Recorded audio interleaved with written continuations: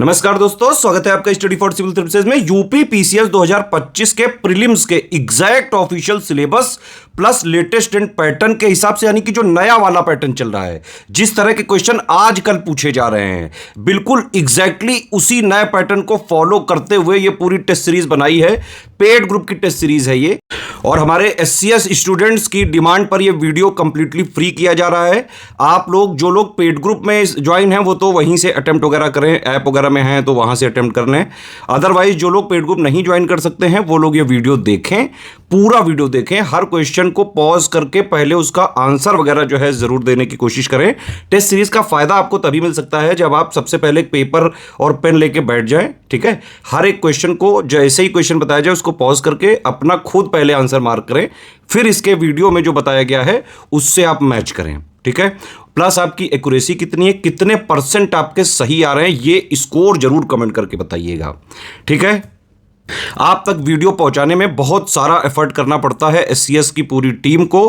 कोशिश करें कि वीडियो को लाइक और शेयर जरूर करें, बहुत मेहनत लगती है हमको आप तक फ्री कंटेंट पहुंचाने में। अगर आप चाहते हैं कि हमारे फ्री इनिशिएटिव ऐसे ही लगातार चलते रहें, जैसे कि हम करंट अफेयर भी देते हैं, यूपी करंट भी देते हैं फ्री में, टेस्ट सीरीज भी देते हैं, पेड क्विज के भी वीडियो देते हैं, मेंस के भी मोस्ट एक्सपेक्टेड क्वेश्चन देते हैं, तो ऑलमोस्ट यूपी पीसीएस का चाहे जो है हो, चाहे आरओ का एग्जाम हो, बीओ के लिए हो, यूपी पीएससी के जितने एग्जाम्स हैं उनके लिए स्टडी फॉर सिविल सर्विसेज के यूट्यूब चैनल में बहुत ही सफिशिएंट कंटेंट पड़ा हुआ है, आप उसको जरूर देखें। एक जरूरी सूचना है आप लोगों के लिए, बीईओ की कंप्लीट सिलेक्शन तक की तैयारी का ग्रुप चल रहा है, आरओ का प्री प्लस मेंस का सिलेक्शन तक की तैयारी का ग्रुप चल रहा है, यूपी पीसीएस 2026 का भी प्री का मेंस का सिलेक्शन तक की तैयारी का ग्रुप हमने जो है स्टार्ट कर दिया। आप इसको ज्वाइन करके पूरी तैयारी एक ही जगह कर सकते हैं। अगर आप स्टडी फॉर सिविल सर्विसेज का कंप्लीट पेड ग्रुप ज्वाइन करते हैं, प्री का कंप्लीट और पूरा कंप्लीट मेंस का, तो आपकी पूरी सिलेक्शन तक की तैयारी उससे हो जाती है। कहीं से और कुछ नहीं पढ़ना है आपको, ना करंट आपको बाहर से पढ़ना है, ना टेस्ट लगाने हैं अलग से, ना पेड क्विज वगैरह, सब कुछ आपको स्टडी फॉर सिविल सर्विसेज के पेड ग्रुप में ही मिलता रहेगा, जितना कि एग्जाम निकालने के लिए बेहद जरूरी है। यूपी पीसीएस 2024 का जो प्री वाला पेपर हुआ था वो ऐतिहासिक था, नए पैटर्न के हिसाब से था, लेकिन उसकी तैयारी स्टडी फॉर सिविल सर्विसेज ने अपने स्टूडेंट को साल भर पहले से ही करा दी थी। इवन आरओ 2023 का या फिर आरओ 2021 का जब पैटर्न बदला था उसकी तैयारी स्टडी फॉर सिविल सर्विसेज में हम पहले ही पेड ग्रुप में पूरी करा चुके थे, ठीक है। इसीलिए यूपी पीसीएस 2024 के प्री में सबसे ज्यादा सिलेक्शन हुए हैं स्टडी फॉर सिविल सर्विसेज के। इवन अगर आप प्री के क्वेश्चंस की बात करें, 150 क्वेश्चन जीएस में होते हैं जिससे कट ऑफ बनता है। कट ऑफ के लिए ज्यादा से ज्यादा 80, 85, 90 जो है आपको क्वेश्चन सही करने होते हैं नेट में। स्टडी फॉर सिविल सर्विसेज से यूपी पीसीएस 2024 में भी जो इतना कठिन पेपर था उसमें भी करीबन 120 क्वेश्चन आए थे, जो कट ऑफ निकालने से बहुत बहुत बहुत ज्यादा थे। टेस्ट सीरीज के ये जो वीडियोस हैं, इनकी सीरीज पूरी चलती रहेगी, लगातार एक के बाद एक आपके पास वीडियो आते जाते रहेंगे। इसकी प्लेलिस्ट भी बना दी गई है, ठीक है। वीडियो को देखें, पूरा अटेम्प्ट करें और अपना कमेंट जरूर बताइए कितना स्कोर आ रहा है आपके। Hello aspirants, welcome to study for civil services. इस सेशन में हम सेक्शनल टेस्ट 8 को कवर करेंगे, जिसमें हम पॉलिटी से रिलेटेड क्वेश्चंस का डिस्कशन करेंगे। तो चलिए स्टार्ट करते हैं आज का इंपॉर्टेंट सेशन। अगर हम बात करें इसमें क्वेश्चन नंबर 1 की, तो इसमें हाई कोर्ट से रिलेटेड कुछ अनुच्छेद दिए गए हैं, उसमें से आपको करेक्ट ऑप्शन फाइंड आउट करना है। अगर हम बात करें ऑप्शन ए की, तो इसमें आर्टिकल 215 के अंतर्गत उच्च न्यायालय का गठन, आर्टिकल 214 में उच्च न्यायालय के न्यायाधीश के पद पर नियुक्ति एवं नियुक्ति की शर्तें, यानी कि जो हाई कोर्ट के जो जज हैं उनकी अपॉइंटमेंट और अपॉइंटमेंट से रिलेटेड जो कंडीशंस हैं उसके निर्धारण इसके अंतर्गत किया गया है। इसके साथ ही आर्टिकल 219 में राष्ट्रपति द्वारा कार्यवाहक मुख्य न्यायाधीश यानी कि एक्टिंग चीफ जस्टिस की नियुक्ति के बारे में इसके अंतर्गत प्रावधान किया गया है। इसके साथ ही आर्टिकल 231 में 2 या 2 से अधिक राज्यों के लिए एक सामान्य उच्च न्यायालय की स्थापना का इसके अंतर्गत प्रावधान है। तो अगर हम बात करें इन चारों ऑप्शंस की, तो चारों ही ऑप्शंस में इसके अंतर्गत जो डी ऑप्शन है वह करेक्ट है, क्योंकि इस आर्टिकल 231 में प्रावधान किया गया है कि establishment of common high court for 2 और मोर स्टेट्स के लिए। इसके साथ ही अगर हम बात करें आर्टिकल 215 की, तो इसमें उच्च न्यायालय को अभिलेख न्यायालय यानी कि इसमें जो कोर्ट ऑफ रिकॉर्ड की इसके अंतर्गत बात की गई है, इसलिए ये ऑप्शन इसके अंतर्गत इनकरेक्ट है। अगर हम बात करें आर्टिकल 214 की, तो इसके अंतर्गत प्रावधान किया गया है राज्यों के लिए उच्च न्यायालय का, और जो उच्च न्यायालय के न्यायाधीशों के पद पर नियुक्ति एवं जो नियुक्ति की शर्तों का जो प्रावधान है वह आर्टिकल 217 के अंतर्गत दिया गया है। इसके साथ ही जो उच्च न्यायालय का गठन है उसका प्रावधान जो किया गया है वह आर्टिकल 216 के अंतर्गत किया गया है।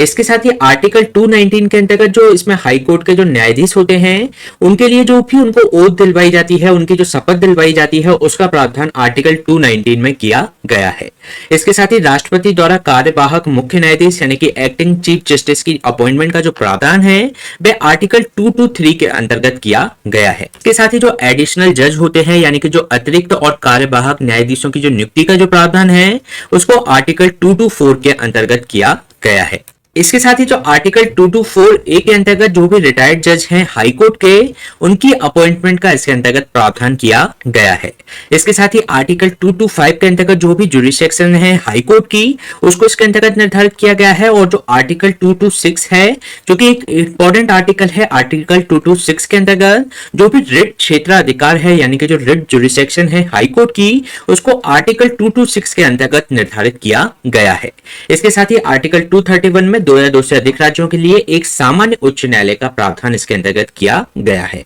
इसके साथ ही अगर हम बात करें इसमें नेक्स्ट क्वेश्चन की, तो इसमें स्टेट पब्लिक सर्विस कमीशन से संबंधित कुछ ऑप्शंस दिए गए हैं, उसमें से आपको करेक्ट ऑप्शन फाइंड आउट करना है। फर्स्ट में कहा गया है कि संविधान में इस आयोग के अध्यक्ष के अतिरिक्त सदस्यों की जो संख्या होगी वह 7 निर्धारित इसके अंतर्गत की गई है। यानी कि कॉन्स्टिट्यूशन में जो इसके अंतर्गत अध्यक्ष होगा यानी कि इसके जो चेयरमैन होंगे उनके अलग इसमें 7 अदर मेंबर भी इसके अंतर्गत शामिल होंगे और ये कॉन्स्टिट्यूशन ने ही निर्धारित किया है। इसके साथ ही सेकंड में कहा गया है कि इस आयोग में एक अध्यक्ष और अन्य सदस्य होते हैं जिनकी नियुक्ति इसके अंतर्गत राज्य के राज्यपाल यानी कि गवर्नर के द्वारा की जाती है। इसके साथ ही संविधान ने राज्यपाल को अध्यक्ष और जो सदस्यों की जो सेवा शर्तें हैं यानी कि उनकी जो शर्तें क्या रहेंगी, कंडीशंस ऑफ द सर्विसेज, उसका जो निर्धारण किया जाएगा वह राज्यपाल के द्वारा किया जाएगा। इसके साथ ही इस आयोग के जो अध्यक्ष और जो सदस्य हैं पदभार ग्रहण करने की तिथि से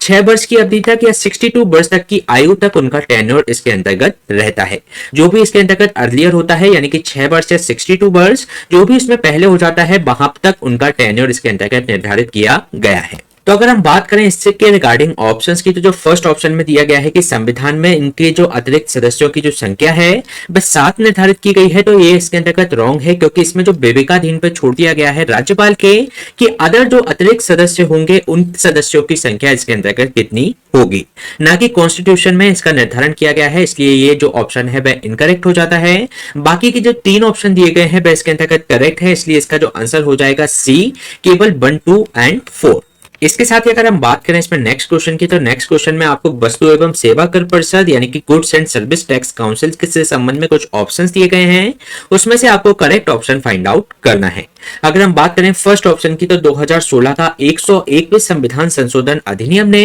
देश में एक नई कर प्रणाली यानी कि वस्तु एवं सेवा कर परिषद का इसके अंतर्गत मार्ग प्रशस्त किया। यानी कि 101 कॉन्स्टिट्यूशनल अमेंडमेंट एक्ट 2016 के माध्यम से जीएसटी काउंसिल का निर्धारण किया गया है। इसके साथ ही इस संशोधन अधिनियम के माध्यम से संविधान में एक नया अनुच्छेद इसमें 279A को इसके अंतर्गत जोड़ा गया है। इसके साथ ही यह अनुच्छेद राष्ट्रपति को एक आदेश द्वारा वस्तु एवं सेवा कर परिषद की स्थापना का इसके अंतर्गत आदेश देता है। इसके साथ ही इसमें इस लेख के मुताबिक इसमें जो राष्ट्रपति ने 2016 में अपने आदेश से वस्तु एवं सेवा कर परिषद की इसके अंतर्गत स्थापना की 2016 में। इसके साथ ही वस्तु एवं सेवा कर परिषद का जो पदेन सचिव होता है वह इसके अंतर्गत केंद्रीय फाइनेंस मिनिस्टर इसके अंतर्गत केंद्रीय सचिव होता है। तो अगर हम बात करें इन ऑप्शंस की, तो इसमें जो 5th ऑप्शन दिया गया है वह इनकरेक्ट है क्योंकि जो जीएसटी काउंसिल है उसका जो पदेन सचिव होता है यानी कि एक्स ऑफिशियो जो सेक्रेटरी होता है वह रेवेन्यू सेक्रेटरी इसके अंतर्गत होता है। यानी कि जो केंद्र का जो रेवेन्यू सेक्रेटरी होता है वह इसका पदेन सचिव होता है। इसके साथ ही जो जीएसटी काउंसिल के जो एक्स ऑफिशियो चेयरमैन होते हैं वे यूनियन फाइनेंस मिनिस्टर इसके अंतर्गत होते हैं जो कि अभी निर्मला सीतारमण हैं। इसके साथ ही अदर जो 4 ऑप्शंस दिए गए हैं वे इसके अंतर्गत करेक्ट है, इसलिए इसका जो आंसर हो जाएगा वह हो जाएगा 8, 1, 2, 3 एंड 4। इसके साथ ही अगर हम बात करें इसमें नेक्स्ट क्वेश्चन की, तो नेक्स्ट क्वेश्चन में आपको ये बताना है कि किसी समुदाय को अनुसूचित जनजाति यानी कि शेड्यूल ट्राइब का दर्जा देने के लिए वर्तमान प्रक्रिया से संबंधित आपको इसमें करेक्ट ऑप्शन फाइंड आउट करना है। अगर हम बात करें फर्स्ट ऑप्शन में, तो राज्यों या केंद्र शासित प्रदेशों में इसकी जो सिफारिश की जाती है वह राज्यपाल या केंद्र शासित प्रदेश के जो प्रशासक यानी कि जो एडमिनिस्ट्रेटर होते हैं उनके द्वारा इसकी सिफारिश की जाती है। इसके साथ ही सेकंड ऑप्शन में दिया गया है कि ये जो प्रस्ताव है केंद्रीय जनजातीय कार्य मंत्रालय यानी कि union ministry of tribal affair के द्वारा भी इसका अनुमोदन किया जाता है और इसको राष्ट्रीय अनुसूचित जनजाति आयोग को भेजा जाता है। इसके साथ ही थर्ड ऑप्शन में कहा गया है कि भारत के जो रजिस्ट्रार जनरल का जो कार्यालय है उससे भी इसमें अनुमोदन प्राप्त करना आवश्यक होता है, यानी कि जो रजिस्ट्रार जनरल ऑफ इंडिया है उससे भी अप्रूवल इसके अंतर्गत रिक्वायर्ड होता है। इसके साथ ही केंद्रीय जनजातीय कार्य मंत्रालय को संबंधित जो एसटी ऑर्डर में संशोधन करने के लिए इसके अंतर्गत सुप्रीम कोर्ट के अंतर्गत इसमें एक विधेयक पेश करना होता है। इसके साथ ही फिफ्थ ऑप्शन में कहा गया है कि अंत में राष्ट्रपति आर्टिकल 348 के अंतर्गत जो भी उसको शक्तियां प्रदान की गई हैं उसका प्रयोग करते हुए एक समुदाय को अनुसूचित जनजाति यानी कि शेड्यूल्ड ट्राइब का दर्जा इसके अंतर्गत प्रदान करके एक अधिसूचना इसके अंतर्गत जारी कर देता है। तो अगर हम बात करें इन पांचों ऑप्शंस की, तो जो पहले जो तीन ऑप्शंस दिए गए हैं वह इसके अंतर्गत करेक्ट हैं, लेकिन फोर्थ ऑप्शन में जो बात की गई है कि केंद्रीय जनजातीय कार्य मंत्रालय के द्वारा इसमें जो बिल पेश किया जाता है वह भारत के सर्वोच्च न्यायालय में नहीं बल्कि इसके अंतर्गत जो संसद है, हमारी जो पार्लियामेंट है, उसके अंतर्गत एक विधेयक पेश करना होता है। इसके बाद अंत में क्या होता है, राष्ट्रपति के द्वारा आर्टिकल 342 के अंतर्गत जो शक्तियां उसको दी गई हैं उसका प्रयोग करते हुए इसमें एक समुदाय को शेड्यूल्ड ट्राइब का इसके अंतर्गत दर्जा दे सकता है। तो ये भी ऑप्शन गलत है क्योंकि इसमें जो प्रावधान किया गया है वह आर्टिकल 342 के अंतर्गत किया गया है। तो अगर हम बात करें इस क्वेश्चन के आंसर की, तो इसमें जो आंसर हो जाएगा A, 1, 2 एंड 3। इसके साथ ही अगर हम बात करें इसमें नेक्स्ट क्वेश्चन की, तो नेक्स्ट क्वेश्चन में आपसे राष्ट्रीय पिछड़ा वर्ग आयोग यानी कि जो national commission for backward classes से संबंधित कुछ ऑप्शंस दिए गए हैं, उसमें से आपको करेक्ट ऑप्शन फाइंड आउट करना है। फर्स्ट ऑप्शन में दिया गया है कि इस आयोग को 2018 के 102वें संशोधन अधिनियम द्वारा संवैधानिक दर्जा इसके अंतर्गत दिया गया था, यानी कि इसको जो कॉन्स्टिट्यूशनल स्टेटस दिया गया था 102 कॉन्स्टिट्यूशनल अमेंडमेंट एक्ट 2018 के माध्यम से दिया गया था। इसके साथ ही सेकंड ऑप्शन में कहा गया है कि इस आयोग की स्थापना के लिए संविधान में संशोधन अधिनियम के तहत एक नया आर्टिकल 334B को इसके अंतर्गत स्थापित किया गया है। इसके साथ ही थर्ड ऑप्शन में कहा गया है कि इस आयोग में एक अध्यक्ष, एक उपाध्यक्ष और 3 अदर मेंबर इसके अंतर्गत शामिल होते हैं। इसके साथ ही फोर्थ ऑप्शन में कहा गया है कि इस आयोग का जो अध्यक्ष, उपाध्यक्ष और जो सदस्यों की जो नियुक्ति होती है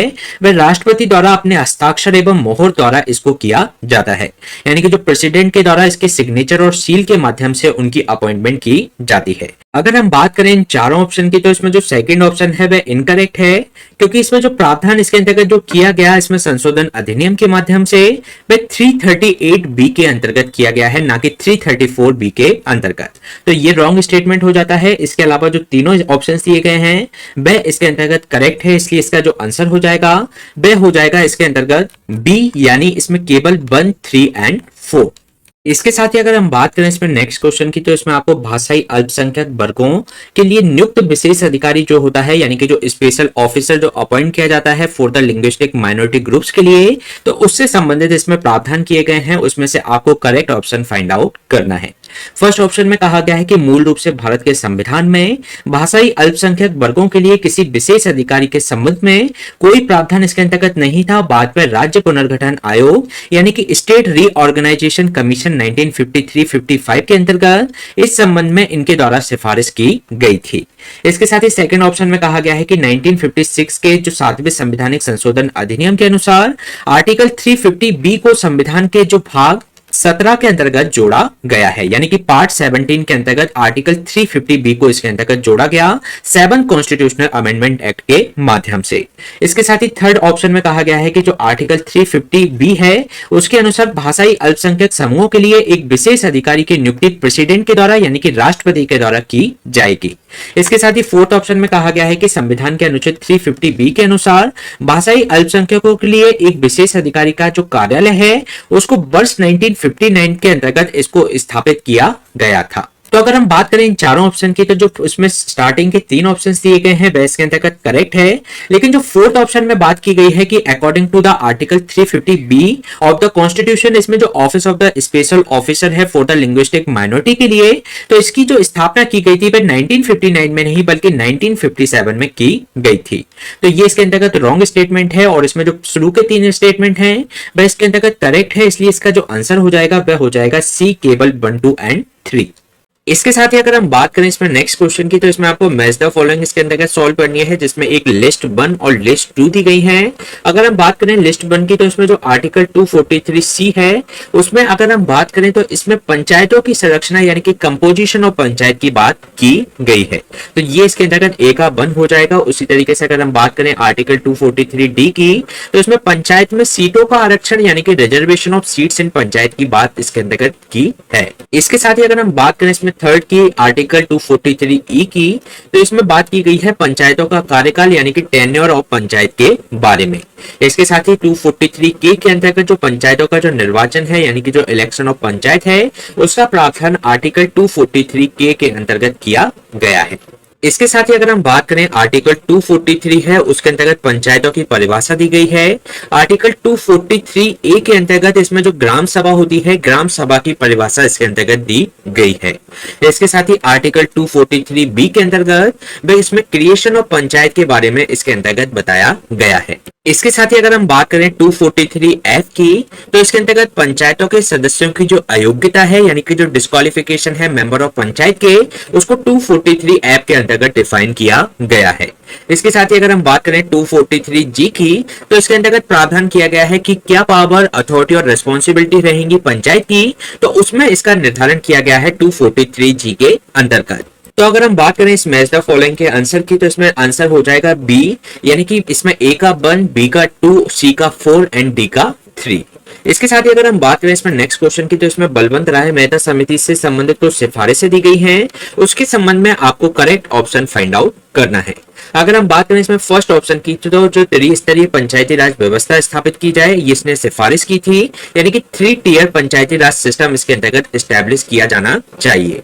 इसके साथ ही सेकंड में उनके द्वारा रिकमेंड किया गया था कि ग्राम पंचायतों का गठन अप्रत्यक्ष निर्वाचित प्रतिनिधियों द्वारा किया जाना चाहिए, यानी कि इसको इनडायरेक्टली इलेक्टेड रिप्रेजेंटेटिव के माध्यम से ग्राम पंचायत इसके अंतर्गत कॉन्स्टिट्यूट की जानी चाहिए। इसके साथ ही इसमें योजना एवं विकास का कार्य है पंचायतों को सौंपा जाए, यानी कि जो प्लानिंग एंड डेवलपमेंट संबंधित जो वर्क हैं ये पंचायत को इसके अंतर्गत हैंड ओवर किए जाए। इसके साथ ही इन निकायों को पर्याप्त संसाधन हस्तांतरित किए जाने इसके अंतर्गत जरूरी है, यानी कि एडिक्वेट रिसोर्सेज इनको प्रोवाइड करवाए जाए। साथ ही साथ पंचायतों की शक्तियों के हस्तांतरण को साकार करने के लिए उचित प्रणाली इसके अंतर्गत लागू की जानी चाहिए, यानी कि एप्रोप्रिएट सिस्टम इसके अंतर्गत इंप्लीमेंट किया जाना चाहिए, जिससे कि इसमें जो पंचायत को पावर इसके अंतर्गत ट्रांसफर की जा सके। तो अगर हम बात करें इन ऑप्शंस के बारे में, तो इसमें सेकंड जो ऑप्शंस दिया गया है वह रॉन्ग है, क्योंकि इनके द्वारा रिकमेंड किया गया था कि जो ग्राम पंचायतों का जो गठन है वह प्रत्यक्ष निर्वाचित प्रतिनिधियों द्वारा किया जाना चाहिए, न कि अप्रत्यक्ष निर्वाचित प्रतिनिधियों द्वारा। तो ये इसके अंतर्गत रॉन्ग हो जाएगा, और बाकी के जो सारे ऑप्शन है ये रिकमेंडेशन है बलवंत राय मेहता की, तो इसलिए इसका जो आंसर हो जाएगा C1345। इसके साथ ही अगर हम बात करें इसमें नेक्स्ट क्वेश्चन की, तो इसमें आपको करेक्ट ऑप्शन फाइंड आउट करना है। फर्स्ट ऑप्शन में कहा गया है कि जो लॉर्ड रिपन को भारत में स्थानीय स्वशासन यानी कि father of the local self government के रूप में जाना जाता है। इसके साथ ही सेकंड में कहा गया है कि जो नगर पालिका चुनावों का जो निर्देशन, नियंत्रण और जो प्रबंधन है उससे संबंधित सरकार राज्य चुनाव आयोग के पास इससे संबंधित अधिकार होते हैं, यानी कि जो पावर्स होती है related to the direction, control और management of the municipal election, तो इसकी पावर होती है स्टेट इलेक्शन कमीशन के पास में। इसके साथ ही थर्ड में कहा गया है कि जो नगर पालिकाओं की जो कार्यकाल अवधि है 5 वर्ष निर्धारित है, हालांकि इसे समय से पहले भी इसको समाप्त किया जा सकता है, यानी कि इनका जो टेन्योर पीरियड है म्युनिसिपैलिटी का ये फिक्स है 5 ईयर का। इसके साथ ही राज्य विधानमंडल नगर पालिकाओं से संबंधित मामलों पर प्रावधान ये कर सकता है, यानी कि इसकी जो पावर दी गई है स्टेट लेजिस्लेचर को दी गई है। तो अगर हम बात करें इसमें जो चारों ऑप्शन दिए गए हैं वह इसके अंतर्गत करेक्ट हैं, इसलिए इसका जो आंसर हो जाएगा वो हो जाएगा D 1, 2, 3 एंड 4। इसके साथ ही अगर हम बात करें इसमें नेक्स्ट क्वेश्चन की, तो इसमें आपको करेक्ट ऑप्शन फाइंड आउट करना है। अगर हम बात करें फर्स्ट ऑप्शन की, तो 73वें संविधान संशोधन का अनुपालन करने वाला पहला जो राज्य था वह इसके अंतर्गत मध्य प्रदेश था, यानी कि जो 73rd कॉन्स्टिट्यूशनल अमेंडमेंट है जो कि पंचायती राज सिस्टम को इंडिया के अंतर्गत स्थापित करता है, तो उसको एक तरीके से स्टेट में सबसे पहले इंप्लीमेंट किया गया था मध्य प्रदेश में। इसके साथ ही सेकंड ऑप्शन में कहा गया है कि 1993 के जो 73वें संशोधन अधिनियम के माध्यम से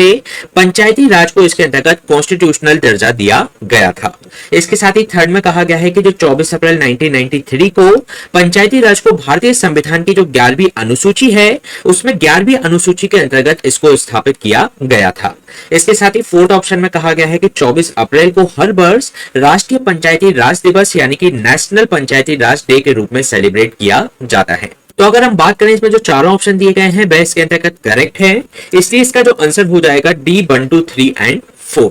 इसके साथ ही अगर हम बात करें इसमें नेक्स्ट क्वेश्चन की तो इसमें भी आपको करेक्ट ऑप्शन फाइंड आउट करना है। फर्स्ट ऑप्शन में दिया गया है कि जो 74th संवैधानिक संशोधन अधिनियम है 1992 का, ये 1 जून 1993 को इसको लागू किया गया था। इसके साथ ही सेकंड ऑप्शन में कहा गया है कि जो 74वां संविधान संशोधन अधिनियम है 1992 का, भारत के संविधान में ये एक नया भाग इसमें 9A के रूप में इसको पेश किया गया था, यानी कि पार्ट 9A को इसमें इंट्रोड्यूस किया गया था हमारे कॉन्स्टिट्यूशन ऑफ इंडिया के अंतर्गत। इसके साथ ही भाग जो 4A है नगर पालिकाओं से संबंधित जो मुद्दे हैं उससे ये संबंधित है, यानी कि जो भी इशू रिलेटेड है म्युनिसिपैलिटी से संबंधित वह पार्ट 9A के अंतर्गत है। इसके साथ ही इसमें फोर्थ ऑप्शन में कहा गया है कि जो 74वां संवैधानिक संशोधन अधिनियम है 1992 का, वह शहरी स्थानीय निकायों यानी कि जो अर्बन लोकल बॉडीज हैं उनको संवैधानिक दर्जा यानी कि उनको कॉन्स्टिट्यूशनल स्टेटस प्रदान करता है। तो अगर हम बात करें इन चारों ऑप्शंस की तो चारों ही ऑप्शंस इसके अंतर्गत करेक्ट हैं, इसलिए इसका जो आंसर हो जाएगा वह हो जाएगा डी 1, 2, 3 एंड 4।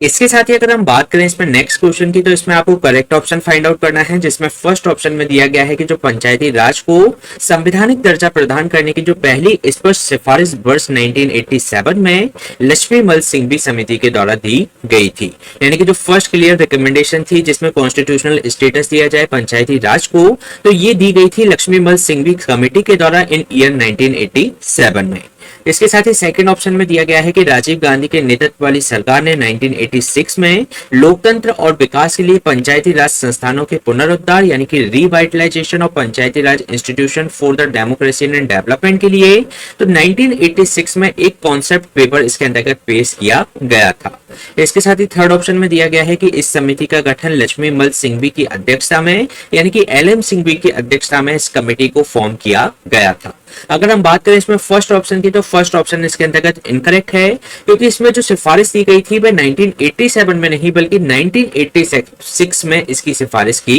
गई थी। तो ये ऑप्शन इसके अंतर्गत इनकरेक्ट है, जबकि अदर दो जो ऑप्शंस हैं वह इसमें करेक्ट है, इसलिए इसका जो आंसर हो जाएगा वह हो जाएगा 2 एंड 3। इसके साथ ही अगर हम बात करें इसमें नेक्स्ट क्वेश्चन की तो इसमें आपको करेक्ट ऑप्शन फाइंड आउट करना है, जिसमें फर्स्ट ऑप्शन दिया गया है कि किसी भी व्यक्ति के लिए पंचायत का सदस्य बनने के लिए जो न्यूनतम आयु इसके अंतर्गत रिक्वायर्ड है 21 इसमें निर्धारित की गई है। इसके साथ ही सेकंड ऑप्शन में कहा गया है कि जो नगर पालिका के जो सभी सदस्य हैं यानी कि म्युनिसिपैलिटी के जो सभी मेंबर्स हैं उस क्षेत्र के मतदाताओं द्वारा ये चुने जाते हैं। इसके साथ ही थर्ड ऑप्शन में कहा गया है कि अनुच्छेद 243(3) यानी कि आर्टिकल 243D सब क्लॉज 3 के अनुसार इसमें जो पंचायतों में सभी स्तरों पर महिलाओं को 1/3 आरक्षण इसके अंतर्गत प्रदान किया गया है, यानी कि जो ऑल लेवल्स इन पंचायत हैं उसमें 1/3 रिजर्वेशन दिया गया है वुमेन्स के लिए। इसके साथ ही फोर्थ ऑप्शन में कहा गया है कि जो पंचायती राज है वह राज्य सूची यानी कि स्टेट लिस्ट का वह विषय है। इसके साथ ही फिफ्थ ऑप्शन में कहा गया है कि जो 11वीं अनुसूची में लगभग 29 विषयों का उल्लेख है और जिन पर पंचायतों को कानून बनाने का अधिकार प्रदान किया गया है, यानी कि जो 11 स्केड्यूल जो जोड़ी गई है उसमें 29 सब्जेक्ट्स हैं जिस पर इसमें लॉ बना सकती है पंचायत इसके अंतर्गत। तो अगर हम बात करें इन पांचों ऑप्शंस की तो पांचों ही ऑप्शंस इसके अंतर्गत करेक्ट हैं, इसलिए इसका आंसर हो जाएगा डी 1, 2, 3, 4 एंड 5। इसके साथ ही अगर हम बात करें इसमें नेक्स्ट क्वेश्चन की तो इसमें भी आपको करेक्ट ऑप्शन फाइंड आउट करना है। फर्स्ट ऑप्शन में दिया गया है कि 14 सितंबर 1949 को हिंदी भाषा को भारत संघ की आधिकारिक भाषा के रूप में अपनाया गया था, यानी कि जो हिंदी लैंग्वेज है 14 सितंबर 1949 को इसको एडॉप्ट किया गया था official language of the union of India. इसके साथ ही सेकंड ऑप्शन में कहा गया है कि आर्टिकल 344 के अंतर्गत राष्ट्रपति को राजभाषा के संबंध में एक आयोग गठित करने का इसके अंतर्गत प्रावधान किया गया है। इसके साथ ही ऑप्शन 3 में कहा गया है कि अनुच्छेद 344 सब क्लॉज 4 के अंतर्गत राजभाषा पर 20 सदस्यीय संयुक्त संसदीय समिति के गठन का इसके अंतर्गत प्रावधान किया गया है। तो अगर हम बात करें इन ऑप्शंस के बारे में तो फर्स्ट टू ऑप्शंस इसके अंतर्गत करेक्ट हैं, जबकि जो थर्ड ऑप्शन में दिया गया है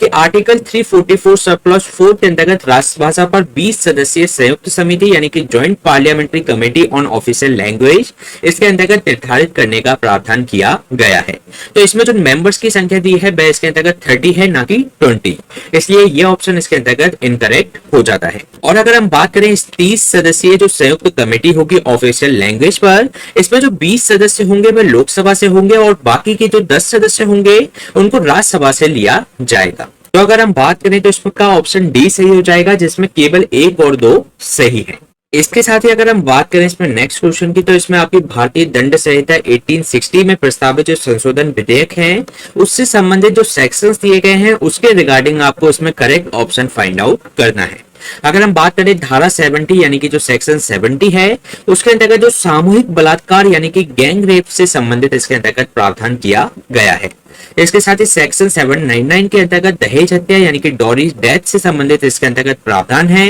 सेक्शन 187 के अंतर्गत जो देश के खिलाफ षड्यंत्र है यानी कि जो कॉन्स्पिरेसी है अगेंस्ट द कंट्री, तो उसके संबंध में इसके अंतर्गत प्रावधान दिया गया है। इसके साथ ही सेक्शन 145 के अंतर्गत जो भीड़भाड़ हंगामा के संबंध में यानी कि कंजेशन एंड कमोशंस के संबंध में इसके अंतर्गत प्रावधान दिए गए हैं। तो अगर हम बात करें फर्स्ट 2 ऑप्शन इसके अंतर्गत करेक्ट है, लेकिन अगर हम बात करें थर्ड ऑप्शन की तो धारा 187 यानी कि सेक्शन 187 के अंतर्गत भीड़भाड़ हंगामा से संबंधित प्रावधान दिए गए हैं। इसके साथ ही इसमें जो धारा 145 है यानी कि जो सेक्शन 145 है तो इसके अंतर्गत देश के खिलाफ षड्यंत्र से संबंधित प्रावधान इसके अंतर्गत दिए गए हैं, इसलिए ये जो आंसर है इसके अंतर्गत थर्ड और फोर्थ इसमें इनकरेक्ट हो जाएंगे, इसलिए इसका जो आंसर हो जाएगा ए, केवल 1 और 2 आर करेक्ट। इसके साथ ही अगर हम बात करें इसमें नेक्स्ट क्वेश्चन की, तो इसमें आपको मैच द फॉलोइंग सॉल्व करनी है, जिसमें लिस्ट 1 से लिस्ट 2 को इसके अंतर्गत आपको मैच करना है। अगर हम बात करें आर्टिकल 56 की, तो आर्टिकल 56 में जो प्रावधान दिए गए हैं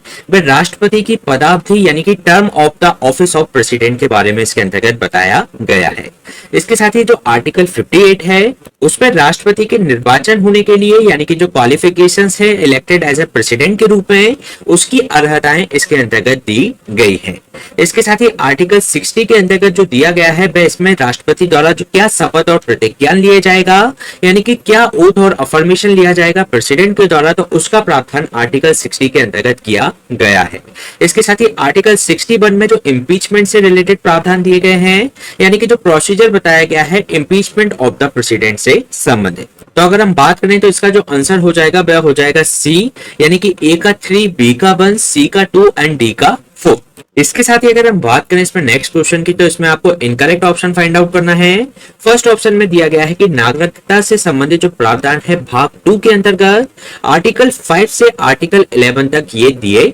गए हैं। इसके साथ ही सेकंड स्टेटमेंट में कहा गया है कि जो एकल नागरिकता है यानी कि जो सिंगल सिटीजनशिप है इससे संबंधित जो प्रावधान है वह ब्रिटिश संविधान से लिया गया है। इसके साथ ही जो हमारा पार्ट 4A के अंतर्गत जो अनुच्छेद 12 से अनुच्छेद 35 तक मौलिक अधिकारों से संबंधित प्रावधान यानी कि फंडामेंटल राइट से संबंधित प्रावधान दिए गए हैं। इसके साथ ही फोर्थ ऑप्शन में कहा गया है कि जो मौलिक अधिकारों से संबंधित जो प्रावधान है ये अमेरिकी संविधान से यानी कि जो इसमें यूएस कॉन्स्टिट्यूशन से इनको लिया गया है। तो अगर हम बात करें ऑप्शंस के बारे में तो इसमें जो थर्ड ऑप्शन दिया गया है वह इनकरेक्ट है, क्योंकि जो फंडामेंटल राइट का जो प्रावधान दिया गया है आर्टिकल 12 से लेकर आर्टिकल 35 तक ये पार्ट 3 के अंतर्गत दिया गया है, न कि पार्ट 4A के अंतर्गत। तो इसमें सी ऑप्शन इनकरेक्ट है, इसलिए इसका आंसर हो जाएगा सी।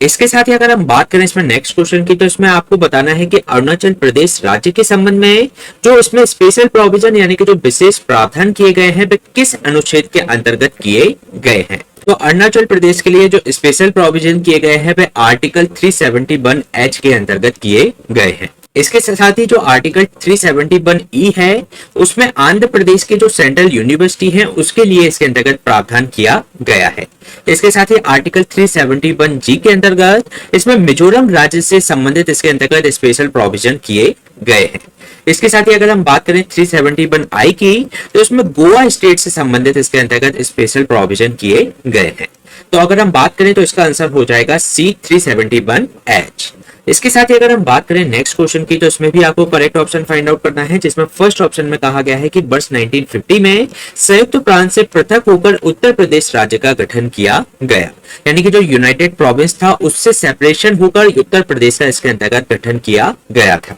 इसके साथ ही वर्ष 1960 में बॉम्बे राज्य से पृथक होकर महाराष्ट्र राज्य का इसके अंतर्गत फॉर्मेशन हुआ। इसके साथ ही वर्ष 1972 में असम राज्य से पृथक होकर मेघालय राज्य का इसके अंतर्गत गठन किया गया। इसके साथ ही फोर्थ ऑप्शन में कहा गया है कि वर्ष 1953 में मद्रास राज्य से पृथक होकर आंध्र प्रदेश का इसमें गठन किया गया था। तो अगर हम बात करें ये जो चारों ऑप्शंस दिए गए हैं वह इसके अंतर्गत करेक्ट है, इसलिए इसका जो आंसर हो जाएगा डी 1, 2, 3 एंड 4। इसके साथ ही अगर हम बात करें इसमें नेक्स्ट क्वेश्चन की, तो इसमें आपको इनकरेक्ट ऑप्शन फाइंड आउट करना है। फर्स्ट ऑप्शन में दिया गया है कि भारतीय संविधान के अनुच्छेद 324 के अंतर्गत यानी कि article 324 of the Indian constitution के अंतर्गत जो भी निर्वाचन का जो अधीक्षण, निर्देशन और जो नियंत्रण है वह निर्वाचन आयोग यानी कि इलेक्शन कमीशन को दिया गया है। इसके साथ ही सेकंड ऑप्शन में कहा गया है कि जो राष्ट्रीय मतदाता दिवस है प्रत्येक वर्ष 22 जनवरी को इसको आयोजित किया जाता है। इसके साथ ही थर्ड ऑप्शन में कहा गया है कि भारत में जो मतदान का अधिकार है और जो निर्वाचित होने का जो अधिकार है उसमें लोक प्रतिनिधित्व अधिनियम 1951 यानी कि इसमें रिप्रेजेंटेशन ऑफ पीपल एक्ट है 1951 के अंतर्गत, तो ये वोटिंग राइट और राइट टू बी इलेक्टेड इसके अंतर्गत प्रावधान किए गए हैं। अगर हम बात करें इन तीनों ऑप्शन की, तो इसमें जो सेकंड ऑप्शन दिया गया है इसमें जो नेशनल वोटर्स जो डे है वह 22 जनवरी को नहीं बल्कि 25 जनवरी को हर साल आयोजित किया जाता है। इसके साथ ही इसमें जो बाकी के दो ऑप्शन दिए गए हैं वह इसके अंतर्गत करेक्ट हैं और हमसे पूछा गया है इनकरेक्ट ऑप्शन, इसलिए इसका जो आंसर हो जाएगा बी ओनली 2। इसके साथ ही अगर हम बात करें इसमें नेक्स्ट क्वेश्चन की, तो इसमें आपको करेक्ट ऑप्शन फाइंड आउट करना है। फर्स्ट ऑप्शन में दिया गया है कि आर्टिकल 44 के अंतर्गत यूनिफॉर्म सिविल कोड यानी कि नागरिकों के लिए समान नागरिक संहिता का प्रावधान किया गया है। इसके साथ ही आर्टिकल 51A के अंतर्गत मौलिक कर्तव्य यानी कि फंडामेंटल ड्यूटीज दी गई है। आर्टिकल 14 के अंतर्गत कानून के समक्ष समानता यानी कि इक्वलिटी बिफोर लॉ की बात की गई है। आर्टिकल 17 में अस्पृश्यता का अंत यानी कि एबोलिशन ऑफ अनटचेबिलिटी की बात की गई है। इसके साथ ही फिफ्थ ऑप्शन में आर्टिकल 21 के अंतर्गत प्रारंभिक शिक्षा का अधिकार का प्रावधान किया गया है। अगर हम बात करें इन ऑप्शंस के बारे में, तो शुरू के 4 ऑप्शंस इसके अंतर्गत करेक्ट हैं, लेकिन फिफ्थ ऑप्शन में जो प्रावधान किया गया है प्रारंभिक शिक्षा का यानी कि जो राइट टू एलिमेंट्री एजुकेशन का, ये प्रावधान किया गया है आर्टिकल 21A के अंतर्गत, जो कि हमारे संविधान में 86 कॉन्स्टिट्यूशनल अमेंडमेंट के माध्यम से हमारे संविधान में शामिल किया गया था। तो अगर हम बात करें इसमें चारों ऑप्शन सही है, तो इसका जो आंसर हो जाएगा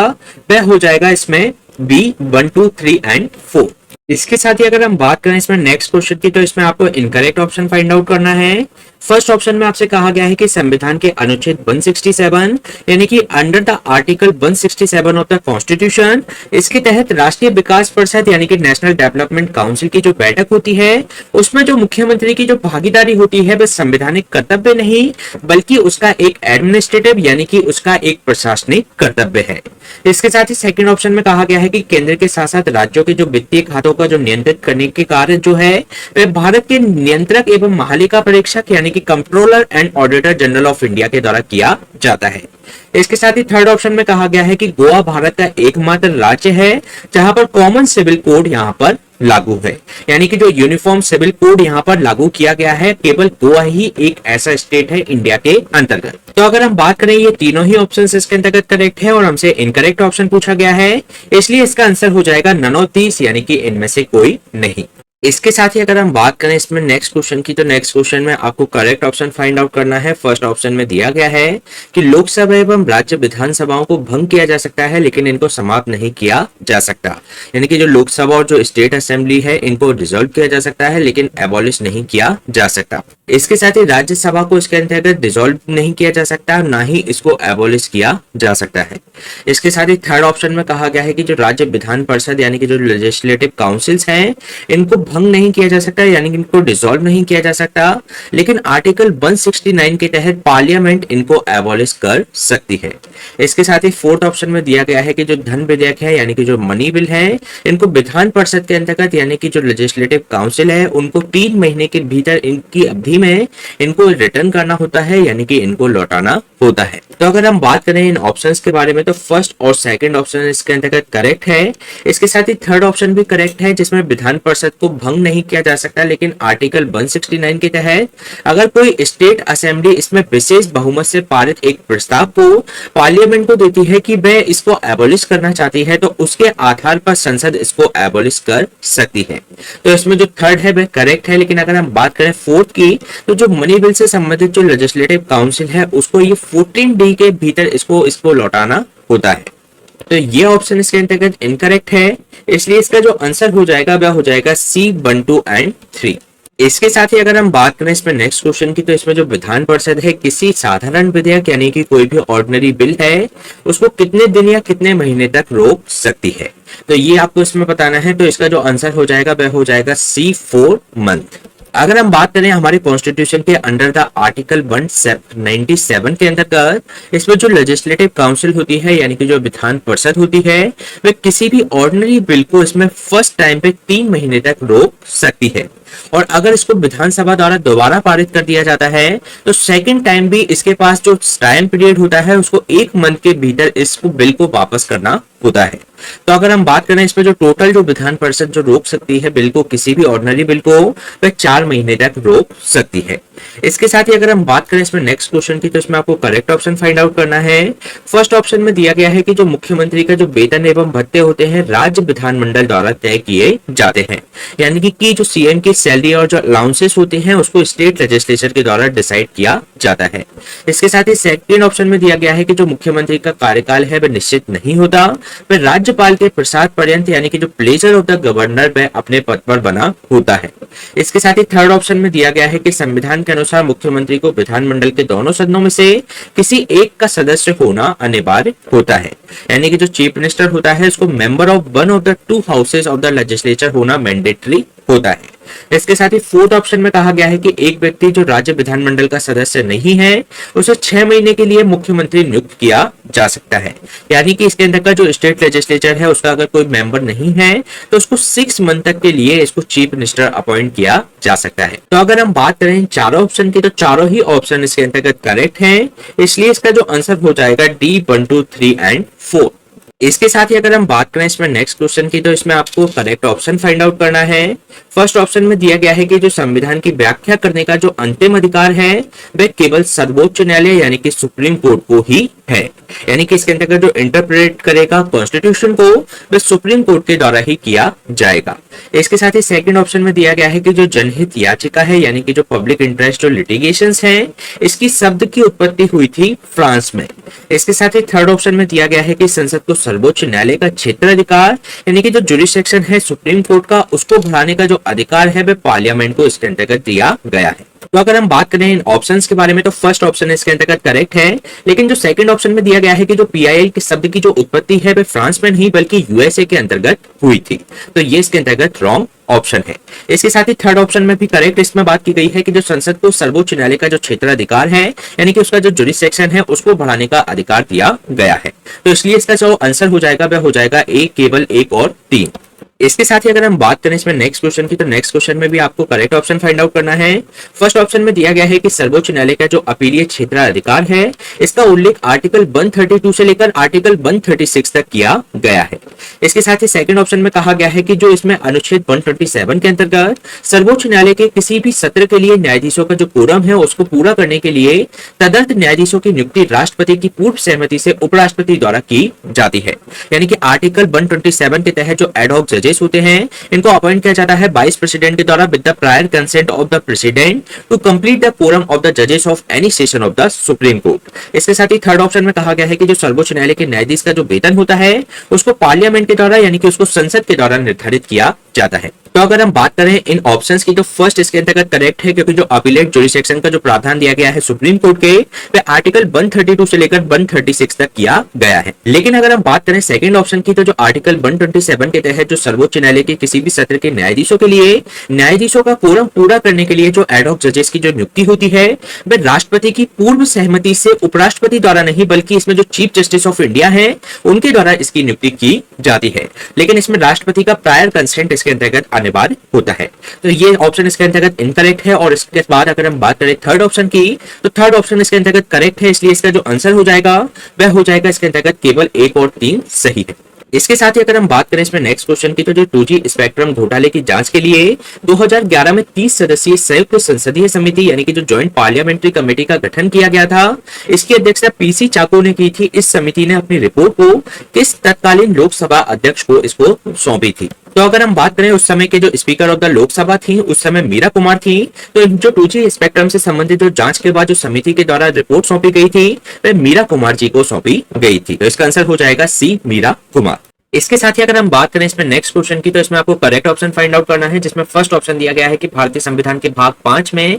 अनुच्छेद 124 से लेकर अनुच्छेद 147 तक सर्वोच्च न्यायालय के गठन, स्वतंत्रता, क्षेत्राधिकार, शक्तियां और प्रक्रिया आदि का उल्लेख किया गया है। यानी कि जो सुप्रीम कोर्ट के formation, independence, jurisdictions, powers and procedures के बारे में इसके अंतर्गत बताया गया है। इसके साथ ही राष्ट्रीय आपातकाल के दौरान संसद को राज्य सूची यानी कि इसके अंतर्गत जो स्टेट लिस्ट है उसके जो विषय होते हैं उस पर कानून बनाने का अधिकार मिल जाता है। इसके साथ ही थर्ड ऑप्शन में दिया गया है कि संसद के दोनों सदनों से मंजूरी के बाद 6 महीने तक आपातकाल यानी कि इमरजेंसी इसके अंतर्गत लागू रहती है। इससे हर 6 महीने में संसद की मंजूरी के माध्यम से इसको 6 मंथ के लिए इसको बढ़ाया जा सकता है। अगर हम बात करें इन तीनों ऑप्शंस की, तो तीनों ही ऑप्शंस इसके अंतर्गत करेक्ट हैं, इसलिए इसका जो आंसर हो जाएगा वो हो जाएगा डी, 1, 2 एंड 3। इसके साथ ही अगर हम बात करें नेक्स्ट क्वेश्चन की, तो दिसंबर 1977 में एक अशोक मेहता समिति की कुछ सिफारिशों के संदर्भ में उसकी जो कुछ रिकमेंडेशन है अशोक मेहता समिति की, उसके संदर्भ में कुछ ऑप्शंस दिए गए हैं, उसमें से आपको करेक्ट ऑप्शन फाइंड आउट करना है। अगर हम बात करें फर्स्ट ऑप्शन की, तो त्रिस्तरीय पंचायती राज व्यवस्था यानी कि 3 टायर जो पंचायती राज सिस्टम है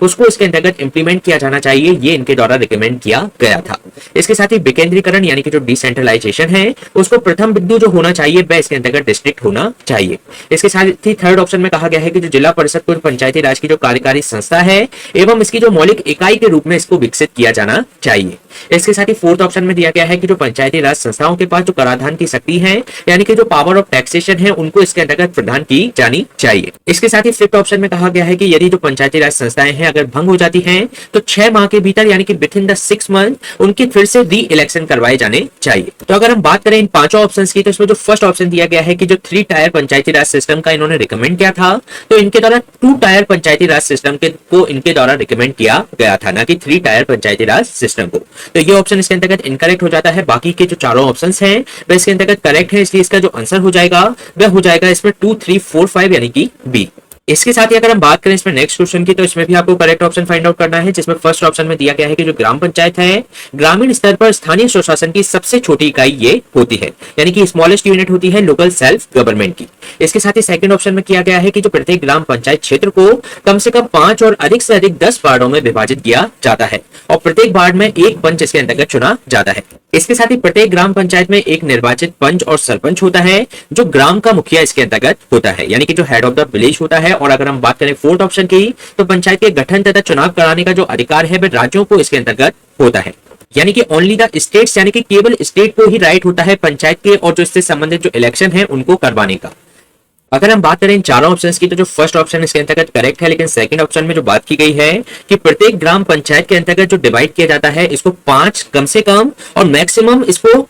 10 वार्ड्स की जो बात की गई है, इसमें कम से कम जो बात की जाती है वह है 10 वार्ड्स में और मैक्सिमम इसके अंतर्गत 20 वार्ड्स के अंतर्गत इसको एक तरीके से डिवाइड किया जाता है और उसमें जो पंच होता है इलेक्ट किया जाता है फ्रॉम द ईच वार्ड। तो ये ऑप्शन इसके अंतर्गत इनकरेक्ट है, जबकि 3 और 4 ऑप्शन इसके अंतर्गत करेक्ट है, इसलिए इसका जो आंसर हो जाएगा बी, 1, 3 एंड 4। इसके साथ ही अगर हम बात करें इसमें नेक्स्ट क्वेश्चन की, तो इसमें आपको करेक्ट ऑप्शन फाइंड आउट करना है। फर्स्ट ऑप्शन में दिया गया है आर्टिकल 338, जिसमें राष्ट्रीय अनुसूचित जाति आयोग यानी कि national commission for schedule caste के बारे में बात की गई है। इसके साथ ही आर्टिकल 338 ए के अंतर्गत राष्ट्रीय अनुसूचित जनजाति आयोग यानी कि national commission for schedule tribes के बारे में बात की गई है। इसके साथ ही आर्टिकल 338 बी के अंतर्गत राष्ट्रीय पिछड़ा वर्ग आयोग यानी कि national commission for backward classes के बारे में बात की गई है। तो अगर हम बात करें इन तीनों के बारे में, तो तीनों ही ऑप्शन इसके अंतर्गत करेक्ट है, इसलिए इसका आंसर हो जाएगा सी, 1, 2 एंड 3। इसके साथ ही अगर हम बात करें इसमें नेक्स्ट क्वेश्चन की, तो नेक्स्ट क्वेश्चन में आपको कुछ कॉन्स्टिट्यूशनल बॉडीज दी गई हैं, इसमें से आपको ये बताना है कि कौन सी इसके अंतर्गत कॉन्स्टिट्यूशनल यानी कि संवैधानिक निकाय है। अगर हम बात करें फर्स्ट की राष्ट्रीय अन्वेषण अभिकरण यानी कि नेशनल इन्वेस्टिगेशन एजेंसी,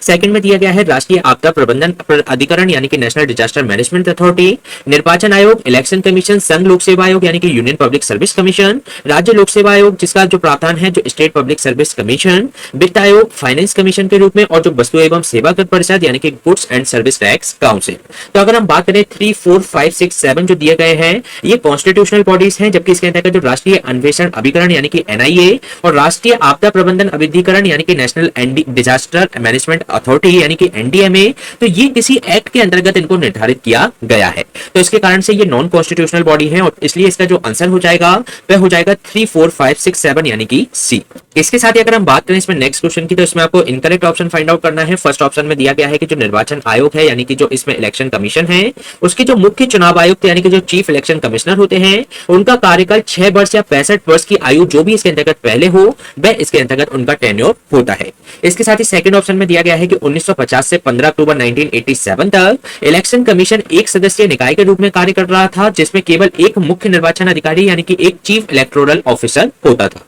इसके साथ ही इसमें सी ऑप्शन में कहा गया है कि 16 अक्टूबर 1989 को मतदान देने की जो न्यूनतम आयु है वह 21 से घटाकर 18 वर्ष कर दी गई। इसके साथ ही फोर्थ ऑप्शन में कहा गया है कि 1989 के बाद राष्ट्रपति ने निर्वाचन आयोग यानी कि इलेक्शन कमीशन का जो कार्यभार है कम करने के लिए 2 और अन्य जो चुनाव आयुक्तों की नियुक्ति इसके अंतर्गत की, यानी कि 2 मोर इलेक्शन कमिश्नर इसके अंतर्गत नियुक्त किए गए प्रेसिडेंट के द्वारा। तो अगर हम बात करें इन चारों ऑप्शंस की, तो इसमें जो सेकंड ऑप्शन दिया गया है कि 1950 से 1987 तक, तो 1950 से 1987 तक नहीं बल्कि 1950 से 1989 तक जो निर्वाचन आयोग था वह एक सदस्यीय निकाय के रूप में कार्य कर रहा था। इसके बाद इसको 3 सदस्यीय निकाय बना दिया गया। तो जो बी ऑप्शन दिया गया है वह इनकरेक्ट है और हमसे पूछा गया है इनकरेक्ट ऑप्शन, इसलिए इसका जो आंसर हो जाएगा वह हो जाएगा बी। इसके साथ ही जो सी ऑप्शन में दिया गया है कि जो 21 वर्ष से आयु घटाकर 18 वर्ष कर दी गई थी, तो ये 61st कॉन्स्टिट्यूशनल अमेंडमेंट एक्ट के माध्यम से किया गया था। इसके साथ ही अगर हम बात करें इसमें नेक्स्ट क्वेश्चन की, तो इन द 14 पार्ट यानी कि जो संविधान के 14वें भाग में अनुच्छेद 315 से लेकर अनुच्छेद 323 तक निम्नलिखित में से किस संस्थान की स्वतंत्रता, शक्तियों एवं कार्यों के अलावा इसके संगठन, सदस्यों की नियुक्ति एवं बर्खास्त की आदि का विस्तार से वर्णन किया गया है।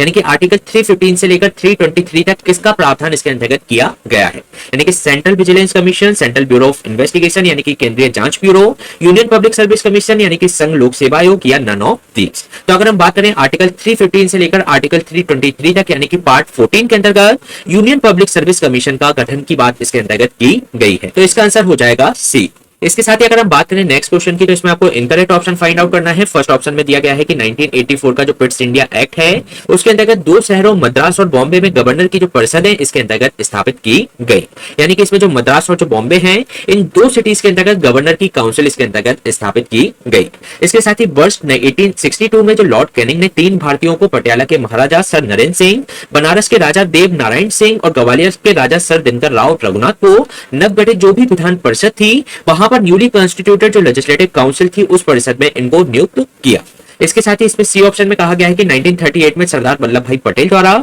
यह घोषणा की गई थी कि स्वतंत्र भारत का जो संविधान होगा वयस्क मताधिकार के आधार पर निर्वाचित संविधान सभा द्वारा बनाया जाएगा। इसमें कोई भी भारी हस्तक्षेप इसके अंतर्गत नहीं होगा, यानी कि 1938 में सरदार वल्लभ भाई पटेल के द्वारा इसमें कहा गया था कि जो इंडिपेंडेंट इंडिया का जो कॉन्स्टिट्यूशन होगा वह कॉन्स्टिट्यूएंट असेंबली के द्वारा इलेक्ट किया जाएगा on the basis of adult franchise के आधार पर, और उसमें कोई भी एक्सटर्नल इंटरफेरेंस इसके अंतर्गत नहीं होगा। तो अगर हम बात करें इसमें सी ऑप्शन की, तो इसमें ये इनकरेक्ट है क्योंकि इसमें जो सरदार वल्लभ भाई पटेल नहीं बल्कि जवाहरलाल नेहरू के द्वारा यह घोषणा की गई थी कि स्वतंत्र भारत का जो संविधान होगा वह वयस्क मताधिकार के आधार पर निर्वाचित संविधान सभा द्वारा बनाया जाएगा। तो इसमें सी ऑप्शन इसके अंतर्गत इनकरेक्ट है और हमसे पूछा गया है इनकरेक्ट ऑप्शन, इसलिए इसका आंसर हो जाएगा सी। इसके साथ ही अगर हम बात करें इसमें नेक्स्ट क्वेश्चन की, तो इसमें आपको करेक्ट ऑप्शन फाइंड आउट करना है। फर्स्ट ऑप्शन में दिया गया है कि उच्चतम न्यायालय के जो न्यायाधीश के रूप में नियुक्ति के लिए जो अधिकतम आयु सीमा है वह 65 ईयर है। इसके साथ ही सेकंड ऑप्शन में कहा गया है कि संघ लोक सेवा आयोग के सदस्य के रूप में नियुक्ति के लिए जो अधिकतम आयु सीमा है वह है 6 ईयर 65 ईयर। इसके साथ ही थर्ड में कहा गया है कि उच्च न्यायालय के न्यायाधीश के रूप में नियुक्ति के लिए जो अधिकतम आयु सीमा है वह है 62 इयर्स।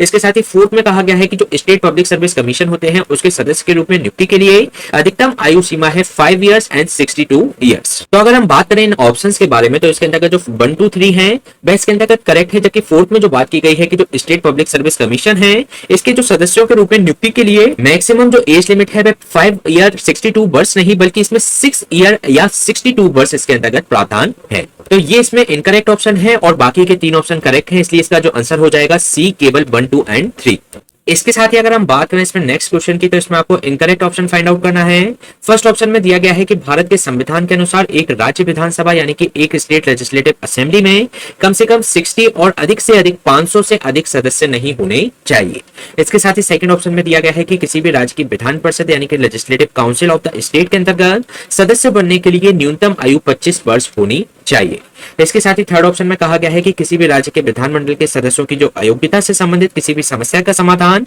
का जो अंतिम अधिकार होता है वह राज्यपाल को होता है, यानी कि इसमें जो फाइनल अथॉरिटी होती है गवर्नर के पास होती है। कोई भी डिस्क्वालिफिकेशन से रिलेटेड कोई इशू है मेंबर ऑफ लेजिस्लेचर का, तो उसके लिए इसमें जो फाइनल अथॉरिटी होती है वह गवर्नर होती है। तो अगर हम बात करें तीनों ऑप्शन की, तो तीनों ही ऑप्शन इसके अंतर्गत करेक्ट है और हमसे इनकरेक्ट ऑप्शन पूछा गया है, इसलिए इसका जो आंसर हो जाएगा डी, नन ऑफ दीस, यानी कि इनमें से कोई नहीं। इसके साथ ही अगर हम बात करें नेक्स्ट क्वेश्चन की, तो इसमें आपको करेक्ट ऑप्शन फाइंड आउट करना है। फर्स्ट ऑप्शन में दिया गया है कि एक संसद सदस्य राष्ट्रपति या उनके द्वारा इस निमित्त नियुक्त कोई व्यक्ति है तो उसके समक्ष पद की शपथ लेता है, यानी कि इसके अंतर्गत प्रेसिडेंट या पर्सन कोई भी अपॉइंट किया जाता है प्रेसिडेंट के द्वारा, तो उसके समक्ष इसके अंतर्गत शपथ ली जाती है मेंबर ऑफ पार्लियामेंट के द्वारा। इसके साथ ही उच्चतम न्यायालय के जो न्यायाधीश है राष्ट्रपति या उनके द्वारा इस निमित्त नियुक्त व्यक्ति के समक्ष पद की शपथ लेता है। इसके साथ ही थर्ड ऑप्शन में कहा गया है कि राज्य के विधानमंडल के जो सदस्य होते हैं राज्यपाल यानी कि गवर्नर या उसके अपॉइंट किया गया किसी व्यक्ति के समक्ष उनके द्वारा शपथ ली जाती है। इसी तरीके से उच्च न्यायालय के न्यायाधीश राष्ट्रपति या उनके द्वारा इस निमित्त नियुक्त व्यक्ति के समक्ष पद पर इसमें जो शपथ है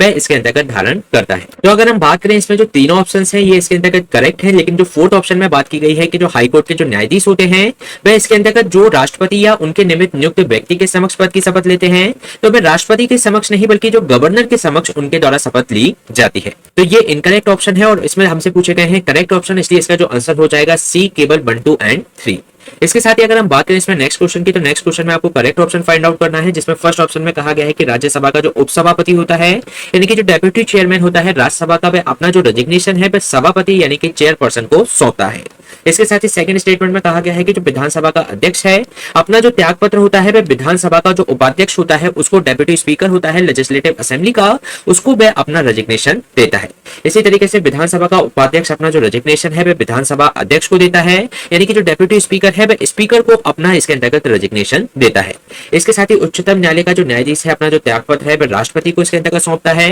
इसके साथ ही विधान परिषद का जो सभापति होता है उसका जो रेजिग्नेशन होता है वह विधान परिषद के जो उपसभापति होते हैं यानी कि इसके अंतर्गत जो डेप्यूटी चेयरमैन होते हैं लेजिस्लेटिव काउंसिल के, तो उनको ये अपना इस्तीफा सौंपता है। तो अगर हम बात करें इन पांचों ऑप्शंस की, तो इसमें जो पांचों ही ऑप्शंस दिए गए हैं वे इसके अंतर्गत करेक्ट है, इसलिए इसका जो आंसर हो जाएगा ए, 1, 2, 3, 4 एंड 5। इसके साथ ही अगर हम बात करें इसमें नेक्स्ट क्वेश्चन की, तो इसमें आपको इनकरेक्ट ऑप्शन फाइंड आउट करना है। फर्स्ट ऑप्शन में दिया गया है कि भारतीय प्रशासनिक सुधार आयोग की सिफारिश पर नागरिकों की जो समस्या के समाधान के लिए 2 विशेष प्राधिकरण लोकपाल और लोकायुक्त नियुक्त किए गए हैं, यानी कि on the recommendation of administrative reform commission 2 special authorities Lokpal and Lokayukta इसके अंतर्गत अपॉइंट किए गए हैं to resolve the problem of citizens. इसके साथ ही सेकंड स्टेटमेंट में कहा गया है कि जो लोकायुक्त और जो उप लोकायुक्त हैं उनकी नियुक्ति संबंधित राज्य के राज्यपाल द्वारा की जाती है। इसके साथ ही थर्ड ऑप्शन में कहा गया है कि जो भ्रष्टाचार को रोकने के लिए गठित जो संतानम आयोग है उसके द्वारा केंद्रीय जांच ब्यूरो यानी कि इसके अंतर्गत जो सेंट्रल ब्यूरो ऑफ इन्वेस्टिगेशन है उसकी स्थापना की इसके अंतर्गत सिफारिश की गई थी।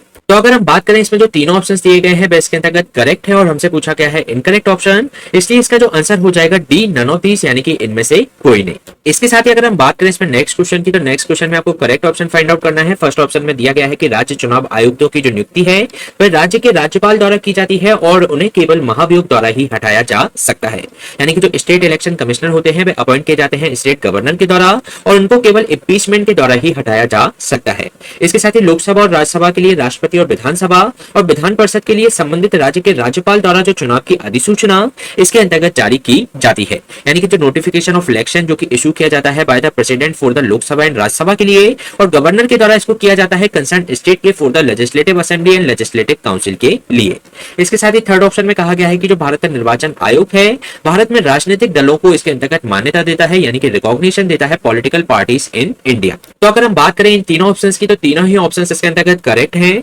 इसलिए इसका जो आंसर हो जाएगा वह हो जाएगा सी, 1, 2 एंड 3। इसके साथ ही अगर हम बात करें नेक्स्ट क्वेश्चन की, तो इसमें आपको इनकरेक्ट ऑप्शन फाइंड आउट करना है। फर्स्ट ऑप्शन में दिया गया है कि जो राष्ट्रीय मानवाधिकार आयोग यानी कि जो नेशनल ह्यूमन राइट कमीशन है, उसको 18 सितंबर 1993 के एक मानवाधिकार संरक्षण अध्यादेश के तहत इसको अस्तित्व में लाया गया था, जिसे बाद में मानवाधिकार संरक्षण अधिनियम 1995 यानी कि इसके अंतर्गत जो protection of human rights act 1995 के अंतर्गत इसको प्रतिस्थापित किया गया। इसके साथ ही सेकंड ऑप्शन में कहा गया है कि जो उत्तर प्रदेश के लोकायुक्त का जो कार्यकाल है, उनका जो इसके अंतर्गत टेन्योर होता है वह इसके अंतर्गत 8 ईयर का होता है। इसके साथ ही थर्ड ऑप्शन में कहा गया है कि उत्तराखंड 1 नवंबर 2011 को लोकायुक्त विधेयक पारित करने वाला ये पहला भारतीय राज्य था, यानी कि जो उत्तराखंड था फर्स्ट इंडियन स्टेट था जिसने फर्स्ट इसमें लोकायुक्त बिल ऑन 1 नवंबर 2011 को इसको पारित किया था। इसके साथ ही फोर्थ ऑप्शन में कहा गया है कि इसमें संविधान के अनुच्छेद 323 के अनुसार सब लोक सेवा आयोग अपनी वार्षिक रिपोर्ट राष्ट्रपति को सौंपता है, जबकि राज्य लोक सेवा आयोग अपनी जो वार्षिक रिपोर्ट है वह इसके अंतर्गत राज्यपाल को सौंपता है।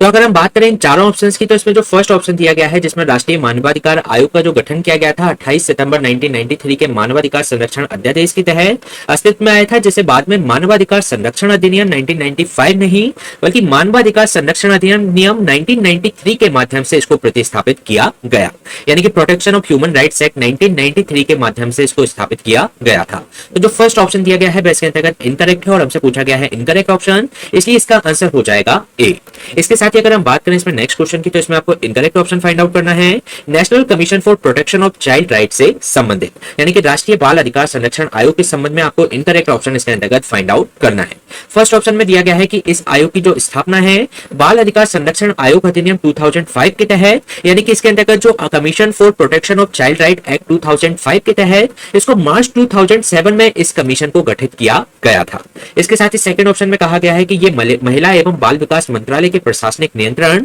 यानी कि इसके एडमिनिस्ट्रेटिव कंट्रोल में आती है। इसके साथ ही सी में कहा गया है कि इस आयोग के अनुसार कानूनी तौर पर एक बच्चे को आमतौर पर 18 वर्ष से कम उम्र के व्यक्ति के रूप में परिभाषित किया गया है, यानी कि इसके अंतर्गत जो लीगली एक कोई जो मेंबर है उसको चाइल्ड माना जाएगा। जनरली उसमें जो पर्सन है अंडर द एज ऑफ 18 तो उसको इसके अंतर्गत चाइल्ड माना जाएगा। तो अगर हम बात करें इसमें जो तीनों ऑप्शंस दिए गए हैं वह इसके अंतर्गत करेक्ट है और हमसे पूछा गया है इनकरेक्ट ऑप्शन, इसलिए इसका जो आंसर हो जाएगा डी, नन ऑफ दीस। इसके साथ ही अगर हम बात करें इसमें नेक्स्ट क्वेश्चन की, तो इसमें आपको करेक्ट ऑप्शन फाइंड आउट करना है, जिसमें फर्स्ट ऑप्शन में कहा गया है कि जो टीटी कृष्णाचार्य ने भारत के आपातकालीन प्रावधानों को संवैधानिक तानाशाही माना है, यानी कि जो टीटी कृष्णाचार्य के द्वारा कंसीडर किया गया इंडिया की जो इमरजेंसी प्रोविजन है वह एक तरीके से कॉन्स्टिट्यूशनल डिक्टेटरशिप है। इसके साथ ही जो हृदयनाथ कुंजरू है भारत के आपातकालीन प्रावधानों को राज्य की वित्तीय सहायता के लिए उन्होंने खतरा बताया, यानी कि जो फाइनेंशियल ऑटोनॉमी पर उन्होंने इसको खतरा बताया। इसके साथ ही सर अलादी कृष्ण स्वामी अय्यर ने भारत के आपातकालीन प्रावधानों को संविधान की जो प्राण वायु यानी कि इसके अंतर्गत जो भी लाइफ ब्लड है हमारे कॉन्स्टिट्यूशन की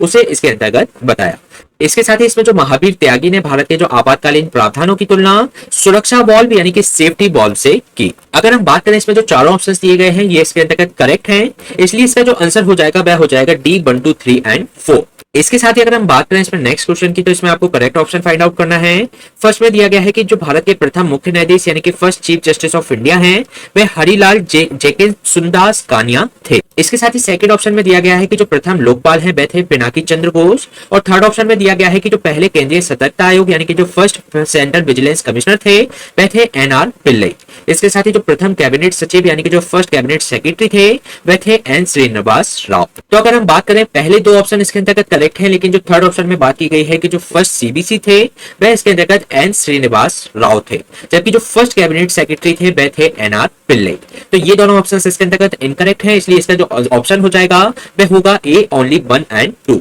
इसके साथ ही अगर हम बात करें इसमें नेक्स्ट क्वेश्चन की, तो इसमें आपको बताना है कि निम्नलिखित में से किस उच्च न्यायालय के क्षेत्राधिकार में सर्वाधिक राज्य इसके अंतर्गत आते हैं, यानी कि किस हाईकोर्ट के जुरिसडिक्शन के अंतर्गत मैक्सिमम स्टेट आते हैं। तो अगर हम बात करें गुवाहाटी हाईकोर्ट के बारे में तो इसके अंतर्गत आते हैं अरुणाचल प्रदेश, आसाम, नागालैंड एंड मिजोरम, यानी कि 4 स्टेट इसके जुरिसडिक्शन में आते हैं। इसके साथ ही अगर हम बात करें बॉम्बे हाईकोर्ट की, तो बॉम्बे हाईकोर्ट के अंतर्गत महाराष्ट्र, गोवा, दादर एवं नागर हवेली तथा दमन एंड दीव आते हैं, यानी कि 3 स्टेट इसके अंतर्गत आते हैं। इसके साथ ही अगर हम बात करें कैलकाटा हाईकोर्ट की, तो इसके अंतर्गत आते हैं पश्चिम बंगाल एंड अंडमान एंड निकोबार द्वीप समूह, यानी कि 2 स्टेट इसके अंतर्गत आते हैं। इसके साथ ही अगर हम बात करें केरला हाईकोर्ट की, तो केरला हाईकोर्ट के अंतर्गत केरला और लक्षद्वीप इसके अंतर्गत 2 स्टेट आते हैं। तो अगर हम बात करें इसमें सबसे ज्यादा पूछे गए हैं तो गुवाहाटी हाईकोर्ट के अंतर्गत सबसे ज्यादा स्टेट इसके अंतर्गत आते हैं, इसलिए इसका आंसर हो जाएगा ए।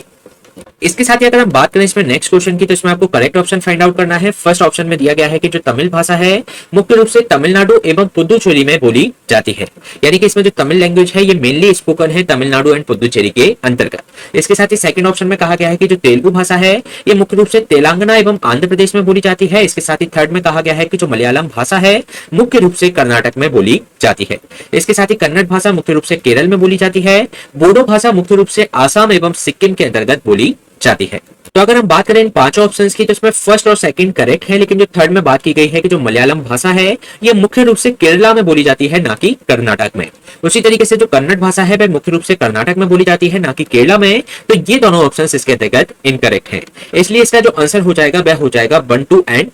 5, यानी कि इसका जो आंसर हो जाएगा वह हो जाएगा 1, 2, 5 यानी कि ए। इसके साथ ही अगर हम बात करें इसमें नेक्स्ट क्वेश्चन की, तो इसमें आपको करेक्ट ऑप्शन फाइंड आउट करना है। फर्स्ट ऑप्शन में दिया गया है कि जो महात्मा गांधी अंतरराष्ट्रीय हिंदी विश्वविद्यालय है ये महाराष्ट्र में है। इसके साथ ही सेकंड में कहा गया है कि जो अंग्रेजी और विदेशी भाषा विश्वविद्यालय है वह आंध्र प्रदेश के अंतर्गत है। इसके साथ ही थर्ड में कहा गया है कि जो श्री लाल बहादुर शास्त्री राष्ट्रीय संस्कृत विश्वविद्यालय यानी कि श्री लाल बहादुर शास्त्री नेशनल संस्कृत यूनिवर्सिटी ये नई दिल्ली में स्थित है। इसके साथ ही फोर्थ ऑप्शन में कहा गया है कि जो मौलाना आजाद राष्ट्रीय उर्दू विश्वविद्यालय है यानी कि मौलाना आजाद नेशनल उर्दू यूनिवर्सिटी है वह तेलंगाना में स्थित है। तो अगर हम बात करें इन चारों ऑप्शंस की, तो इसमें जो सेकंड ऑप्शन दिया गया है अंग्रेजी और विदेशी भाषा विश्वविद्यालय, तो ये आंध्र प्रदेश में नहीं बल्कि हैदराबाद तेलंगाना के अंतर्गत ये स्थित है। तो ये इसके अंतर्गत इनकरेक्ट ऑप्शन है और बाकी के जो 3 है वे सही है, इसलिए इसका जो आंसर हो जाएगा बी 1, 3 एंड 4। इसके साथ ही अगर हम बात करें इसमें नेक्स्ट क्वेश्चन की, तो इसमें जो हेडक्वार्टर है नॉर्थ ईस्टर्न काउंसिल का जो कि लोकेटेड है किस सिटी के अंतर्गत, यानी कि जो उत्तर पूर्वी परिषद है उसका मुख्यालय कहाँ स्थित है,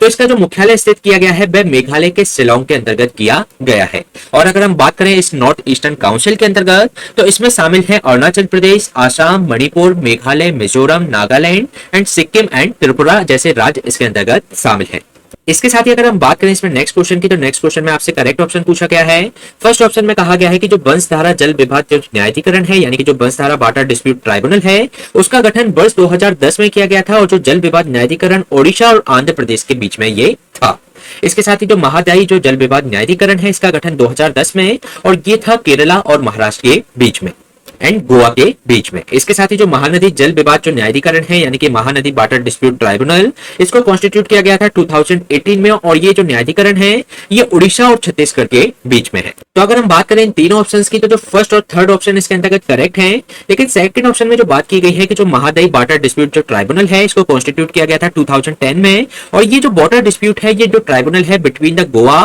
कर्नाटक ना कि केरला और महाराष्ट्र के बीच में है।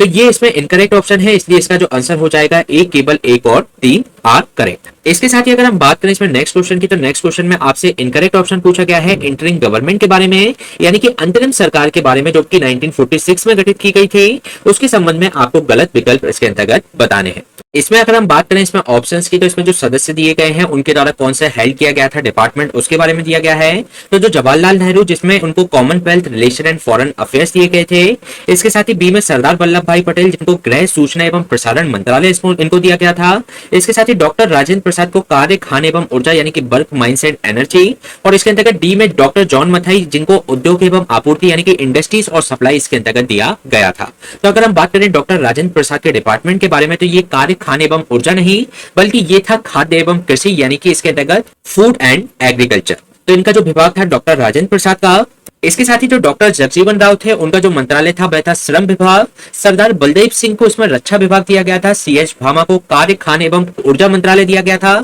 साथ ही साथ जो लियाकत अली खान थे उनको वित्त डिपार्टमेंट इसके अंतर्गत दिया गया था। इसके साथ ही अगर हम बात करें इसमें नेक्स्ट क्वेश्चन की, तो इसमें आपसे पूछा गया है कि वर्ष 1947 में जो गठित स्वतंत्र भारत के जो प्रथम मंत्रिमंडल में निम्नलिखित में से कार्य खान एवं ऊर्जा मंत्रालय यानी कि जो ministry of bulk mines and energy इसके अंतर्गत किसको दिया गया था। तो जैसे कि अभी हमने बात की इसमें सीएच भाभा को इसको मंत्रालय इसका दिया गया था। तो इसका आंसर हो जाएगा ए। इसके साथ ही अगर हम बात करें इसमें नेक्स्ट क्वेश्चन की, तो इसमें आपसे पूछा गया है कि भारतीय राज्य के जो वरीयता क्रम है यानी कि इसके अंतर्गत जो ऑर्डर ऑफ प्रेसिडेंस है रिपब्लिक ऑफ इंडिया का उसके संबंध में निम्नलिखित में से सबसे पहले प्रथम स्थान पर कौन आएगा। इसमें जज of the supreme court, Bharat Ratna awardee, chairman of the union public service commission यानी कि संघ लोक सेवा आयोग के अध्यक्ष, controller and auditor general of India यानी कि भारत का नियंत्रक एवं महालेखा परीक्षक। अगर हम बात करें इसमें वरीयता क्रम की, तो जो 5 नंबर पे आते हैं जो फॉरवर्ड प्रेसिडेंट होते हैं वह आते हैं। इसके साथ ही 5 का के अंतर्गत अंतर्गत जो उप प्रधानमंत्री होता है यानी कि जो वाइस प्राइम मिनिस्टर होता है वह इस पे 5 का यानी कि 5A में आते हैं।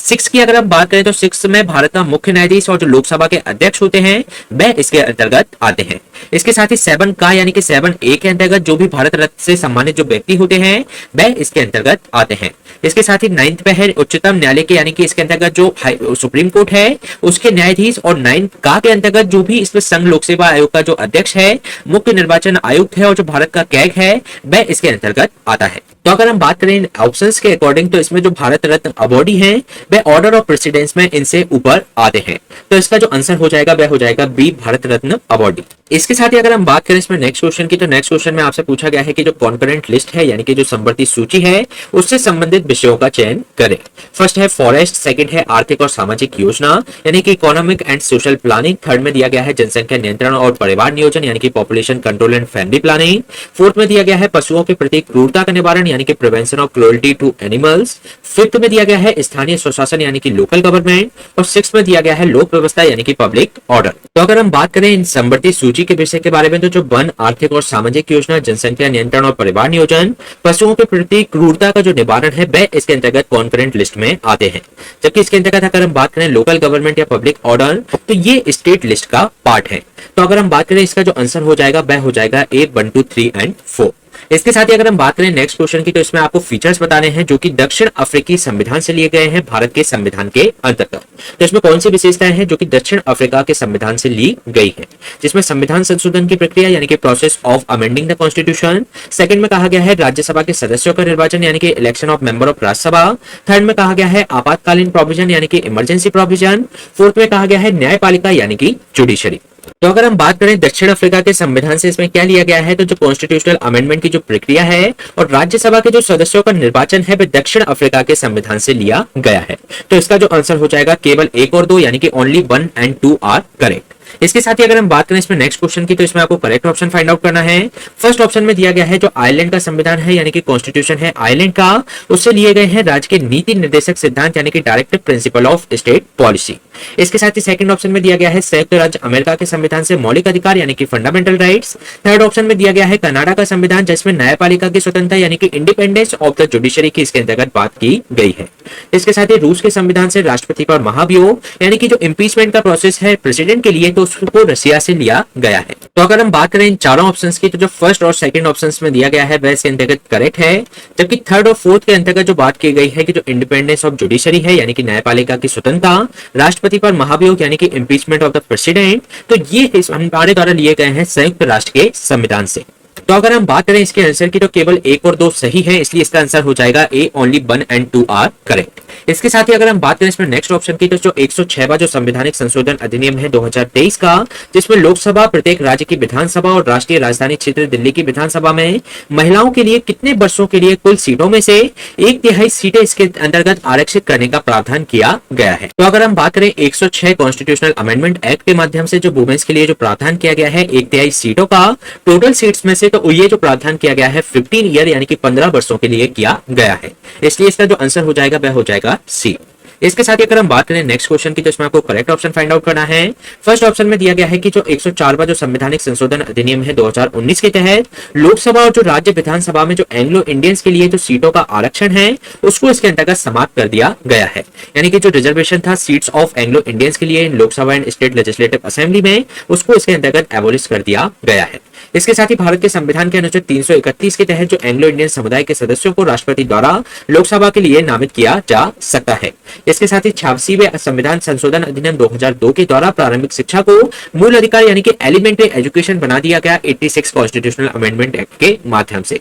इसके साथ ही इसमें जो 86 कॉन्स्टिट्यूशनल अमेंडमेंट एक्ट है 2002 का, उसके द्वारा नए अनुच्छेद 21 को इसके अंतर्गत जोड़ा गया था। तो अगर हम बात करें इसमें जो फर्स्ट 3 ऑप्शंस दिए गए हैं वह इसके अंतर्गत करेक्ट है, जबकि फोर्थ ऑप्शन में दिया गया है कि जो नया आर्टिकल 21 नहीं बल्कि 21A को इसमें संविधान में शामिल किया गया था 86 कॉन्स्टिट्यूशनल अमेंडमेंट एक्ट 2002 के माध्यम से, जिसके अंतर्गत ये प्रावधान किया गया कि जो 6 से 14 वर्ष के जो आयु वर्ग के जो बच्चे हैं उनको free and compulsory education provide करवाई जाएगी। इसके साथ ही अगर हम बात करें इसमें नेक्स्ट क्वेश्चन की तो इसमें बात की गई है इनकरेक्ट ऑप्शन आपको फाइंड आउट करना है। फर्स्ट ऑप्शन में दिया गया है कि 74वें संविधान संशोधन अधिनियम 1992 यानी कि 74 44 कॉन्स्टिट्यूशनल अमेंडमेंट एक्ट 1992 के माध्यम से जो भी अर्बन लोकल बॉडीज हैं यानी कि जो शहरी स्थानीय निकाय हैं उनको संवैधानिक दर्जा यानी कि कॉन्स्टिट्यूशनल स्टेटस इसके अंतर्गत दिया गया।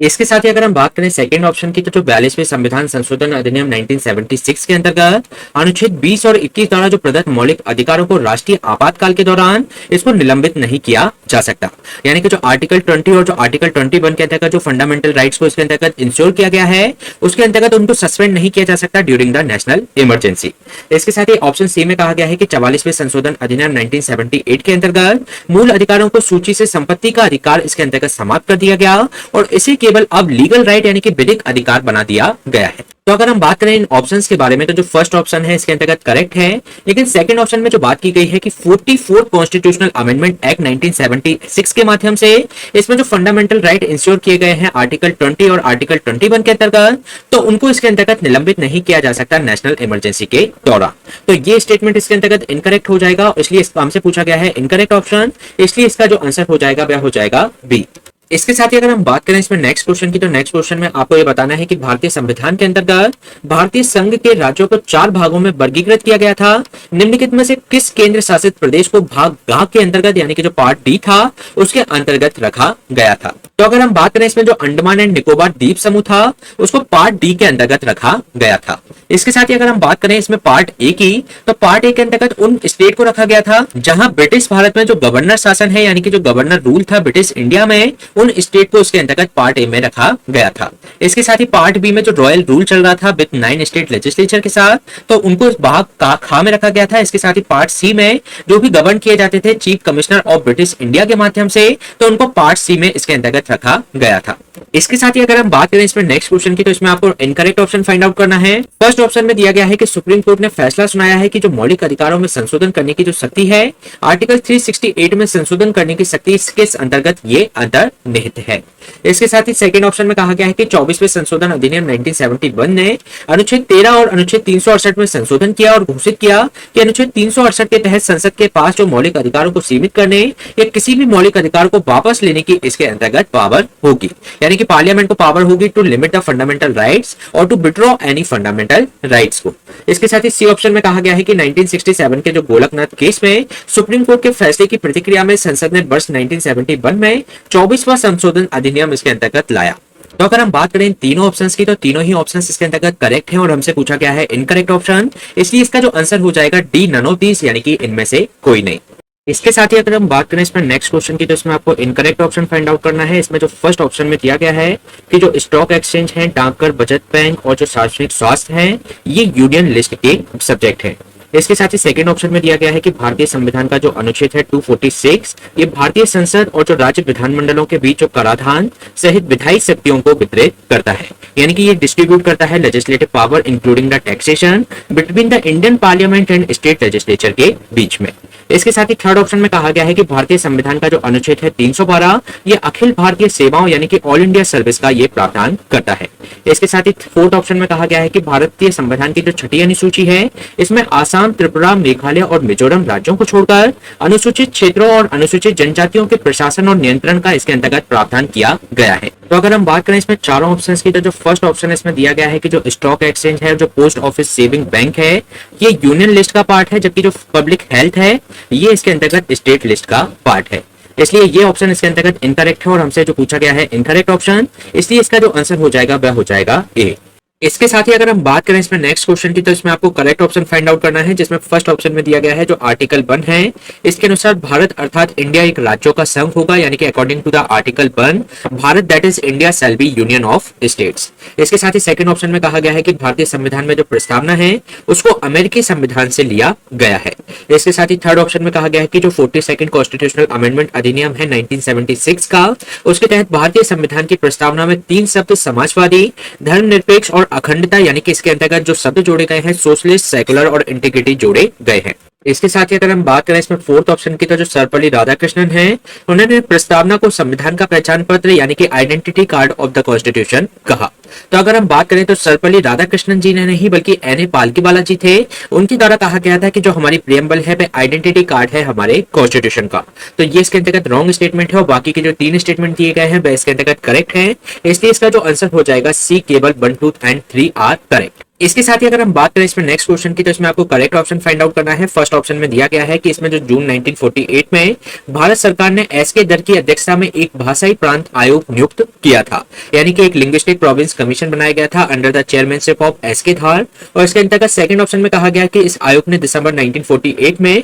अपनी रिपोर्ट प्रस्तुत की थी। इसके साथ ही थर्ड ऑप्शन में कहा गया है कि इस आयोग ने भाषाई आधार के बजाय प्रशासनिक सुविधा के अनुसार राज्यों के पुनर्गठन की सिफारिश की, यानी कि इस कमीशन के द्वारा रिकमेंड किया गया कि जो रीऑर्गेनाइजेशन ऑफ द स्टेट है according to the administrative convenience के आधार पर होना चाहिए, ना कि लिंग्विस्टिक बेसिस पे। तो अगर हम बात करें इन तीनों ऑप्शंस की, तो तीनों ही ऑप्शंस इसके अंतर्गत करेक्ट है, इसलिए इसका जो आंसर हो जाएगा वह हो जाएगा डी 1, 2 एंड 3। इसके साथ ही अगर हम बात करें इसमें नेक्स्ट क्वेश्चन की, तो इसमें आपको इनकरेक्ट ऑप्शन फाइंड आउट करना है। फर्स्ट ऑप्शन में दिया गया है कि जो भारतीय राष्ट्रीय कांग्रेस द्वारा दिसंबर 1948 में एक भाषाई प्रांत समिति का गठन किया गया, जिसमें जवाहरलाल नेहरू, वल्लभ भाई पटेल और भीमराव जी अम्बेडकर इसके अंतर्गत शामिल थे। इसके साथ ही सेकंड ऑप्शन में कहा गया है कि इस समिति ने अप्रैल 1949 में अपनी रिपोर्ट प्रस्तुत की और औपचारिक रूप से इस विचार को खारिज कर दिया कि भाषा के आधार पर राज्यों के पुनर्गठन का आधार ये नहीं होना चाहिए, यानी कि इन्होंने फॉर्मली रिजेक्ट कर दिया जो भी आइडिया था जिसमें जो लैंग्वेज को इसमें बेसिस बनाया जाता है रीऑर्गेनाइजेशन ऑफ स्टेट के लिए, तो इस विचार को इनके द्वारा रिजेक्ट कर दिया गया।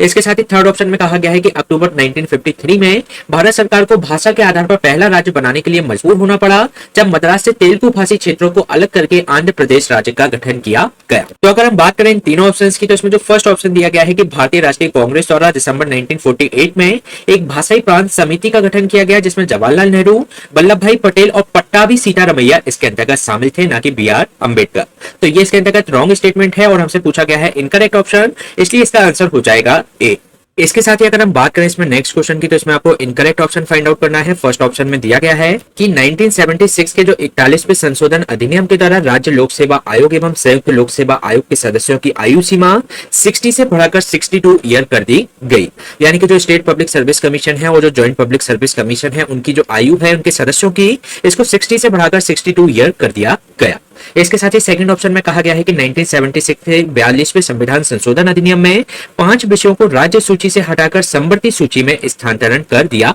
गया। इसके साथ ही थर्ड ऑप्शन में कहा गया है कि 31वें संशोधन अधिनियम 1972 के अंतर्गत लोकसभा सीटों की संख्या 525 से बढ़ाकर 545 कर दी गई। तो अगर हम बात करें इन तीनों ऑप्शंस की, तो तीनों ही ऑप्शंस इसके अंतर्गत करेक्ट हैं और हमसे पूछा गया है इनकरेक्ट ऑप्शन, तो इसका जो आंसर हो जाएगा वह हो जाएगा डी, नन ऑफ दीस। इसके साथ ही अगर हम बात करें इसमें नेक्स्ट क्वेश्चन की, तो इसमें आपसे पूछा गया है कि निम्नलिखित में से किस देश का संविधान तैयार करने में सबसे कम वर्ष इसके अंतर्गत लगे थे, यानी कि इसमें जो कॉन्स्टिट्यूशन के निर्माण में जो कंट्री के अंतर्गत मिनिमम नंबर ऑफ ईयर किस देश के द्वारा लिए गए। अगर हम बात करें इसमें कनाडा की, तो इसमें 2 वर्ष 6 महीने लगे थे। इसके साथ ही अगर हम बात करें इसमें संयुक्त राज्य अमेरिका की, तो इसमें 4 महीने से भी कम समय इसके अंतर्गत लगा था। जबकि अगर हम बात करें साउथ अफ्रीका की, तो इसमें 1 वर्ष का समय लगा। ऑस्ट्रेलिया के संविधान में सबसे ज्यादा यानी कि 9 वर्ष का समय इसके अंतर्गत लगा था। तो अगर हम बात करें, हमसे पूछा गया है सबसे कम वर्ष, तो इसमें यूनाइटेड स्टेट्स ऑफ अमेरिका यानी कि संयुक्त राज्य अमेरिका के संविधान तैयार होने में सबसे कम समय लगा। इसके साथ ही अगर हम बात करें इसमें नेक्स्ट क्वेश्चन की, तो संविधान में 92वें संशोधन अधिनियम 2003 के द्वारा निम्नलिखित में से किस भाषा को 8वीं अनुसूची में इसके अंतर्गत जोड़ा गया था, यानी कि 92nd कॉन्स्टिट्यूशनल अमेंडमेंट एक्ट 2003 के माध्यम से इसके अंतर्गत जो 8 शेड्यूल है उसमें कौन सी भाषाओं को इसके अंतर्गत जोड़ा गया था। तो इसको हम ध्यान रखते हैं डीबीएमएस के थ्रू। अगर हम बात करें डी से, तो डी का मतलब है डोंगरी, यानी कि ये डी जो ऑप्शन में दिया गया है। इसके साथ ही बी से बोडो, एम से इसमें मैथिली और एस से संताली भाषा को इसमें 92nd कॉन्स्टिट्यूशनल अमेंडमेंट एक्ट के माध्यम से 8वीं अनुसूची में शामिल किया गया था। तो इसका जो आंसर हो जाएगा वह हो जाएगा डी। इसके साथ ही अगर हम बात करें नेक्स्ट क्वेश्चन की, तो इसमें आपसे इनकरेक्ट ऑप्शन पूछा गया है। फर्स्ट ऑप्शन में कहा गया है कि जो लोकसभा अध्यक्ष के पास ये निर्धारित करने का अंतिम अधिकार है कि कोई विधेयक धन विधेयक है या नहीं, जैसा कि अनुच्छेद 110 सब क्लॉज 3 में इसके अंतर्गत कहा गया है, यानी कि जो मनी बिल से संबंधित जो अथॉरिटी है उसको डिटरमाइन करने की वह फाइनल अथॉरिटी लोकसभा के स्पीकर के पास है। इसके साथ ही 1986 के संविधान संशोधन अधिनियम के तहत लॉर्ड कॉर्नवालिस को भारत का गवर्नर जनरल और कमांडर इन चीफ नियुक्त किया गया था। इसके साथ ही सी में कहा गया है कि जो सुप्रीम कोर्ट ने 27 फरवरी 1967 को गोलकनाथ केस में अपने निर्णय में कहा था कि संविधान में संशोधन करने की जो संसद की शक्ति का इस्तेमाल मौलिक अधिकारों को कम करने के लिए नहीं किया जा सकता, यानी कि जो गोलकनाथ केस में कहा गया था कि इसमें जो पार्लियामेंट की जो पावर है टू अमेंड द कॉन्स्टिट्यूशन, इसमें ये एक तरीके से यूज नहीं की जा सकती एब्रिज द फंडामेंटल राइट्स। तो अगर हम बात करें इन तीनों ऑप्शंस की, तो तीनों ही ऑप्शंस इसके अंतर्गत करेक्ट हैं, इसलिए इसका जो आंसर हो जाएगा वह हो जाएगा डी, नन ऑफ दीस। इसके साथ ही अगर हम बात करें इसमें नेक्स्ट क्वेश्चन की, तो नेक्स्ट क्वेश्चन में आपसे करेक्ट ऑप्शन पूछा गया है। फर्स्ट ऑप्शन में कहा गया है कि संविधान नागरिक शब्द का परिभाषित नहीं करता, लेकिन भारतीय संविधान के भाग 2 के तहत अनुच्छेद 5 से लेकर अनुच्छेद 11 तक नागरिकता के लिए पात्र व्यक्तियों की विभिन्न श्रेणियों का विवरण इसके अंतर्गत दिया गया है। यानी कि इसके अंतर्गत जो पार्ट 2 के अंतर्गत आर्टिकल 5 से आर्टिकल 11 के अंतर्गत कौन से एलिजिबल होंगे सिटीजनशिप के लिए, तो उसकी कंडीशंस को इसके अंतर्गत बताया गया है। इसके साथ ही सेकंड ऑप्शन में कहा गया है कि 1 नवंबर 1956 को 14 राज्य और 6 केंद्र शासित प्रदेशों का गठन किया गया था। इसके साथ ही इसमें थर्ड ऑप्शन में कहा गया है कि जो पीपल्स वार ग्रुप है यानी कि पीडब्ल्यूजी, इस नाम का जो आतंकवादी संगठन की स्थापना 22 अप्रैल 1980 को आंध्र प्रदेश के कोंडापल्ली सीतारामैया नामक एक नक्सली नेता द्वारा की गई थी। यानी कि एक जो टेररिस्ट ऑर्गेनाइजेशन है पीपल्स वार ग्रुप, इसकी स्थापना अप्रैल 22, 1980 में इसमें आंध्र प्रदेश के अंतर्गत की गई थी। इसके साथ ही फोर्थ में कहा गया है कि जो 100वां संविधान संशोधन अधिनियम 2014 है, इसको अधिनियमित किया गया था ताकि कुछ क्षेत्र भारत द्वारा अधिकृत कर लिया जाए, जबकि कुछ अन्य क्षेत्र इसमें बांग्लादेश को इसमें हस्तांतरित कर दिए जाएं। यानी कि इसके अंतर्गत टेरिटरी के अंतर्गत कुछ इनक्लेव बांग्लादेश को ट्रांसफर किए गए थे 100 कॉन्स्टिट्यूशनल अमेंडमेंट एक्ट 2014 के माध्यम से, तो इसमें यह प्रावधान किया गया है। तो अगर हम बात करें इन ऑप्शंस के बारे में, तो शुरू के जो 3 ऑप्शंस दिए गए हैं वह इसके अंतर्गत करेक्ट है, लेकिन जो फोर्थ ऑप्शन में जो बात की गई है कि जो 100 कॉन्स्टिट्यूशनल अमेंडमेंट एक्ट है 2014 का, तो ये 2014 का नहीं बल्कि 2015 का ये एक्ट है, जिसके माध्यम से लैंड बाउंड्री एग्रीमेंट किया गया था बांग्लादेश के साथ में, जिसमें से कुछ इनक्लेव बांग्लादेश को ट्रांसफर किए गए थे और कुछ इनक्लेव इसके अंतर्गत बांग्लादेश से लिए गए थे। तो इसमें जो फोर्थ ऑप्शन है वह इनकरेक्ट है, जबकि जो 1, 2, 3 सही है, इसलिए इसका जो आंसर हो जाएगा सी। इसके साथ ही अगर हम बात करें इसमें नेक्स्ट क्वेश्चन पे, तो इसमें अनुच्छेद 3 संसद को इसमें किसके लिए अधिकृत नहीं कर सकता। तो अगर हम बात करें आर्टिकल 3 के अंतर्गत कुछ पावर्स दी गई है पार्लियामेंट को, जिसमें वह एक राज्य को अपने क्षेत्र को अलग करके या दो से अधिक राज्यों या राज्यों के हिस्सों को मिलाकर या किसी क्षेत्र को दूसरे राज्य के एक हिस्से के साथ मिलाकर एक नया राज्य इसके अंतर्गत बना सकता है। इसके साथ ही सेकंड में जो पावर दी गई है कि किसी राज्य का क्षेत्रफल बढ़ाने या घटाने का उसको अधिकार दिया गया है। इसके साथ ही सी में किसी राज्य की सीमाओं को बदलने के लिए, यानी कि वह चेंज कर सकता है बाउंड्री ऑफ द स्टेट। और फोर्थ में जो बात की गई है कि वह नए राज्यों को भारत संघ में शामिल करने के लिए उसको इसके अंतर्गत अधिकार दिया गया है। तो अगर हम बात करें इन ऑप्शंस के बारे में, तो जो प्रावधान किए गए हैं आर्टिकल 3 में, तो वो स्टार्टिंग के 3 ऑप्शंस में दिए गए हैं, लेकिन जो फोर्थ ऑप्शन में जो प्रावधान किया गया है कि इसमें नए राज्यों को भारत संघ में शामिल करने के लिए और नए राज्यों का निर्माण करने के लिए जो इसको पावर दी गई है पार्लियामेंट को, वह आर्टिकल 3 में नहीं बल्कि आर्टिकल 2 के अंतर्गत दी गई है। तो ये ऑप्शन इसके अंतर्गत इनकरेक्ट है, इसलिए इसका जो आंसर हो जाएगा वह हो जाएगा डी। इसके साथ ही अगर हम बात करें इसमें नेक्स्ट क्वेश्चन की, तो नेक्स्ट क्वेश्चन में करेक्ट ऑप्शन आपको फाइंड आउट करना है। फर्स्ट ऑप्शन में कहा गया है कि 19 फरवरी 2004 को लागू हुए संविधान के 89वें संशोधन के तहत अनुच्छेद 338A के तहत राष्ट्रीय अनुसूचित जनजाति आयोग की स्थापना की गई। यानी कि आर्टिकल 338A के अंतर्गत national commission for scheduled tribes को इसमें सेटअप किया गया था। इसके साथ ही सेकंड ऑप्शन में कहा गया है कि इस आयोग में एक अध्यक्ष, एक उपाध्यक्ष और 3 सदस्य इसके अंतर्गत होते हैं। और इसके अंतर्गत थर्ड ऑप्शन में कहा गया है कि इस आयोग के एक अध्यक्ष, एक उपाध्यक्ष और जो 3 सदस्यों की जो नियुक्ति है वह राष्ट्रपति द्वारा अपने आदेश और मोहरबद्ध आदेश के द्वारा इसको किया जाता है। यानी कि इनको जो अपॉइंट किया जाता है by the president by his order and sealed order के माध्यम से। इसके साथ ही फोर्थ ऑप्शन में कहा गया है कि इस आयोग के जो एक अध्यक्ष, एक उपाध्यक्ष और 3 सदस्यों की जो सेवा शर्तें और जो कार्यकाल भी राष्ट्रपति द्वारा निर्धारित किया जाता है। यानी कि इनका जो भी 3 मेंबर्स और इस कमीशन के जो रहेंगे उनको डिटरमाइन किया जाएगा, इनकी जो सर्विस कंडीशंस और उनकी जो टेन्योर रहेगा उनको प्रेसिडेंट के द्वारा ही डिटरमाइन किया जाता है। तो अगर हम बात करें इन चारों ऑप्शंस की, तो चारों ही ऑप्शंस इसके अंतर्गत करेक्ट है, इसलिए इसका जो आंसर हो जाएगा डी 1, 2, 3 एंड 4। इसके साथ ही अगर हम बात करें इसमें नेक्स्ट क्वेश्चन की, तो इसमें आपको करेक्ट ऑप्शन फाइंड आउट करना है। फर्स्ट ऑप्शन में दिया गया है कि जो जिला न्यायालयों की जो नियुक्ति है उनकी जो पद स्थापन और जो पदोन्नति है राज्य के उच्च न्यायालय के वरिष्ठतम न्यायाधीश द्वारा की जाती है। यानी कि जो अपॉइंटमेंट है, पोस्टिंग है और जो प्रमोशन है डिस्ट्रिक्ट कोर्ट की, जो कि परफॉर्म किया जाता है सीनियर मोस्ट जज of the high court of the state के द्वारा। इसके साथ ही सेकंड ऑप्शन में कहा गया है कि जिस व्यक्ति को जिला न्यायाधीश के रूप में नियुक्त किया जाता है उसे केंद्रीय राज्य सरकार के किसी भी सरकारी सेवा में कार्यरत नहीं होना चाहिए। यानी कि जो भी अपॉइंट किया जाता है डिस्ट्रिक्ट जज, उसको एक तरीके से सर्व नहीं करना चाहिए any government service in the central and state government के अंतर्गत। इसके साथ ही थर्ड ऑप्शन में कहा गया है जिस व्यक्ति को जिला न्यायाधीश के रूप में नियुक्त किया जाता है उसके पास अधिवक्ता के रूप में कम से कम 7 वर्ष का अनुभव इसके अंतर्गत होना चाहिए। इसके साथ ही फोर्थ ऑप्शन में कहा गया है कि जिस व्यक्ति को जिला न्यायाधीश के रूप में नियुक्त किया जाता है उसकी नियुक्ति के लिए उच्च न्यायालय द्वारा सिफारिश की जानी चाहिए, यानी कि रिकमेंड किया जाना चाहिए हाईकोर्ट के द्वारा। तो अगर हम बात करें इन चारों ऑप्शंस की, तो जो फर्स्ट ऑप्शन में दिया गया है कि जो जिला न्यायालयों की जो नियुक्ति है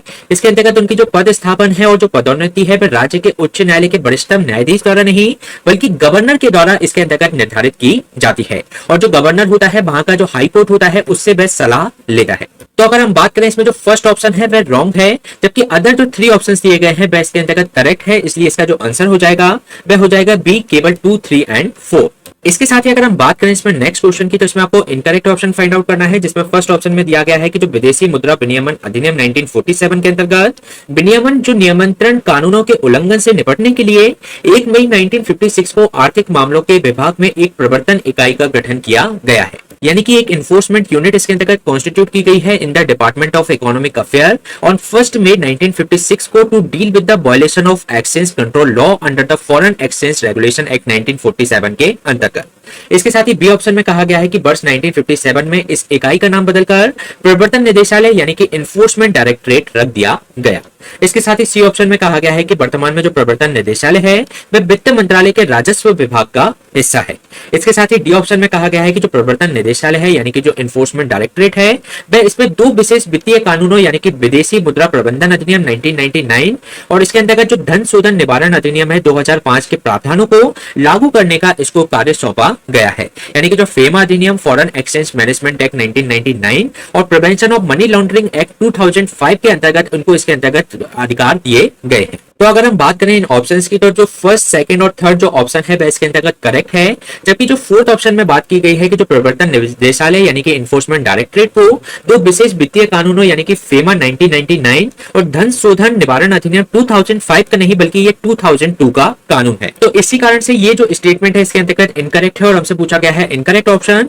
इसलिए इसका आंसर हो जाएगा डी। इसके साथ ही अगर हम बात करें इसमें नेक्स्ट क्वेश्चन की, तो इसमें आपको करेक्ट ऑप्शन फाइंड आउट करना है। फर्स्ट ऑप्शन में कहा गया है कि आर्टिकल 156 के अंतर्गत राज्यपाल का कार्यकाल यानी कि term of the office of the governor की बात की गई है। इसके साथ ही आर्टिकल 157 के अंतर्गत राज्यपाल के रूप में नियुक्ति के लिए योग्यताएं यानी कि qualification of appointment as a governor की बात की गई है। आर्टिकल 158 के अंतर्गत राज्यपाल के पद के लिए शर्तें यानी कि condition for the office of governor की बात की गई है। इसके साथ ही आर्टिकल 159 में क्षमा आदि देने और कुछ मामलों में सजा को निलंबित करने, कम करने या कम करने की राज्यपाल की शक्ति यानी कि जो power of the governor to the grant pardon, suspend और रेमिट या commute sentence in certain cases के इसके अंतर्गत प्रावधान किया गया है। इसके साथ ही आर्टिकल 160 में कुछ आकस्मिकताओं में राज्यपाल के लिए कार्यों का निर्वहन यानी कि discharge of the function of governors in the certain contingencies की स्थिति में। इसके साथ ही 6 में कहा गया है आर्टिकल 161 में राज्यपाल द्वारा क्या शपथ या प्रतिज्ञा लिए जाएंगे, क्या उनके द्वारा ओथ या अफर्मेशन लिए जाएंगे गवर्नर के द्वारा, तो इसका प्रावधान आर्टिकल 161 में किया गया है। तो अगर हम बात करें इन ऑप्शंस के बारे में, तो इसमें जो 6 ऑप्शंस दिए गए हैं उसमें जो फोर्थ ऑप्शन है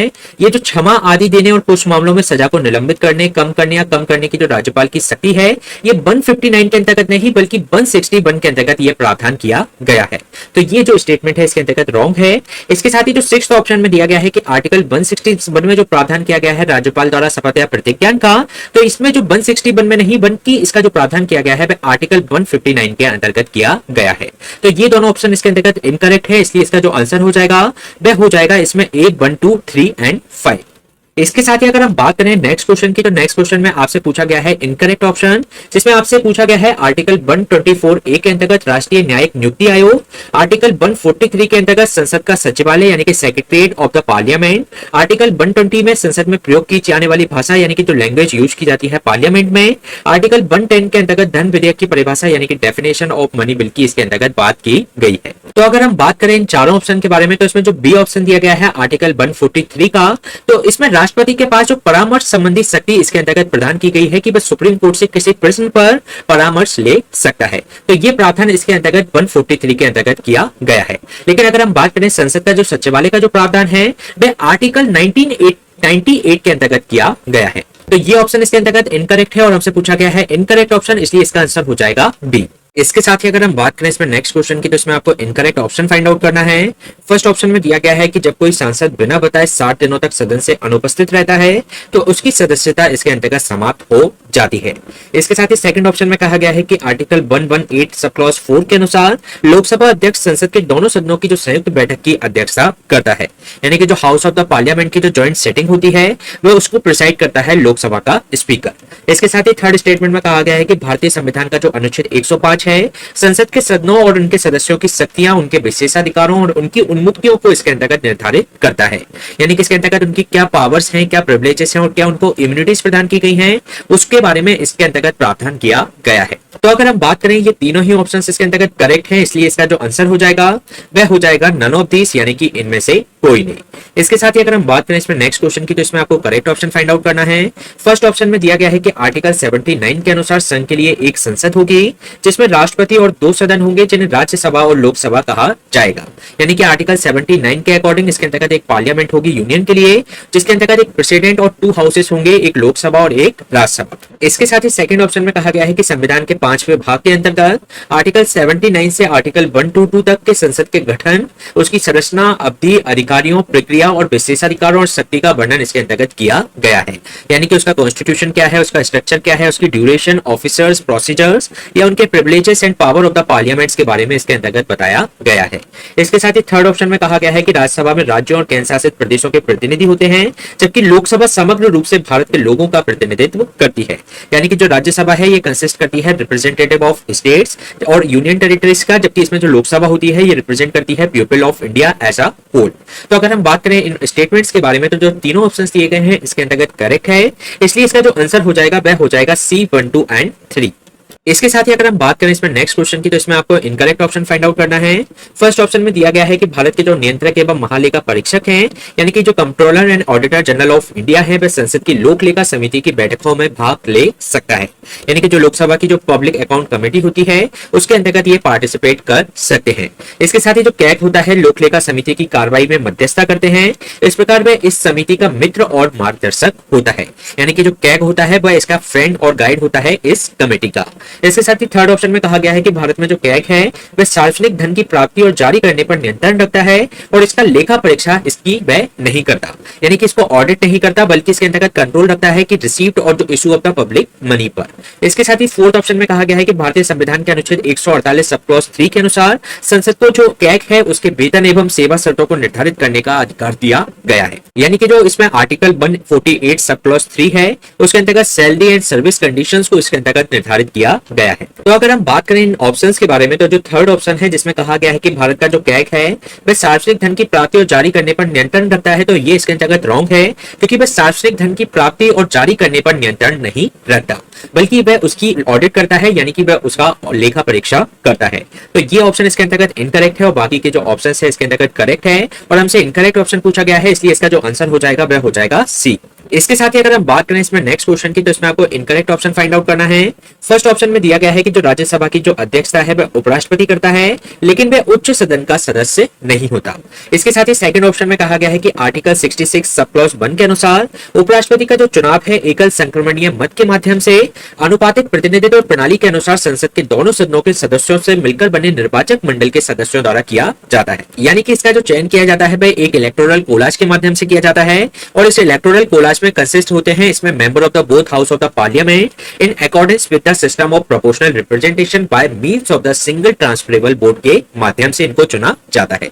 इसके साथ ही थर्ड ऑप्शन में कहा गया है कि अमेरिका के उपराष्ट्रपति की तर्ज पर उपराष्ट्रपति का जो भारत में जो पद है वह सृजित किया गया है, यानी कि जो post of the vice president है इसको क्रिएट किया गया है इंडिया में in the line of vice president of America. तो अगर हम बात करें इन तीनों ऑप्शंस के बारे में, तो तीनों ही ऑप्शन इसके अंतर्गत करेक्ट हैं, और इसमें हमसे पूछा गया है इनकरेक्ट ऑप्शन के बारे में, तो इसलिए इसका जो आंसर हो जाएगा नन ऑफ दिस, यानी कि इनमें से कोई नहीं। इसके साथ ही अगर हम बात करें इसमें नेक्स्ट क्वेश्चन की, तो इसमें आपको करेक्ट ऑप्शन फाइंड आउट करना है। फर्स्ट ऑप्शन में दिया गया है कि भारत का जो संविधान का इसमें भाग 8 है उसमें संघ राज्य क्षेत्र यानी कि यूनियन टेरिटरीज के बारे में प्रावधान किया गया है। इसके साथ ही सेकंड ऑप्शन में भारतीय संविधान का भाग इसके अंतर्गत जो 9 खा है यानी कि 9B उसके अंतर्गत सहकारी समितियां यानी कि कोऑपरेटिव सोसाइटीज के बारे में प्रावधान है। भारतीय संविधान का जो भाग इसके अंतर्गत जो 17 है आपातकालीन प्रावधान यानी कि इमरजेंसी प्रोविजंस इसके अंतर्गत दिए गए हैं। इसके साथ ही ऑप्शन 4 में भारतीय संविधान का जो इसमें 4 का है उसमें मौलिक कर्तव्य यानी कि फंडामेंटल ड्यूटीज दी गई है। तो अगर हम बात करें इन ऑप्शंस के बारे में, तो जो थर्ड ऑप्शन दिया गया है भारतीय संविधान का जो भाग इसके अंतर्गत 17 है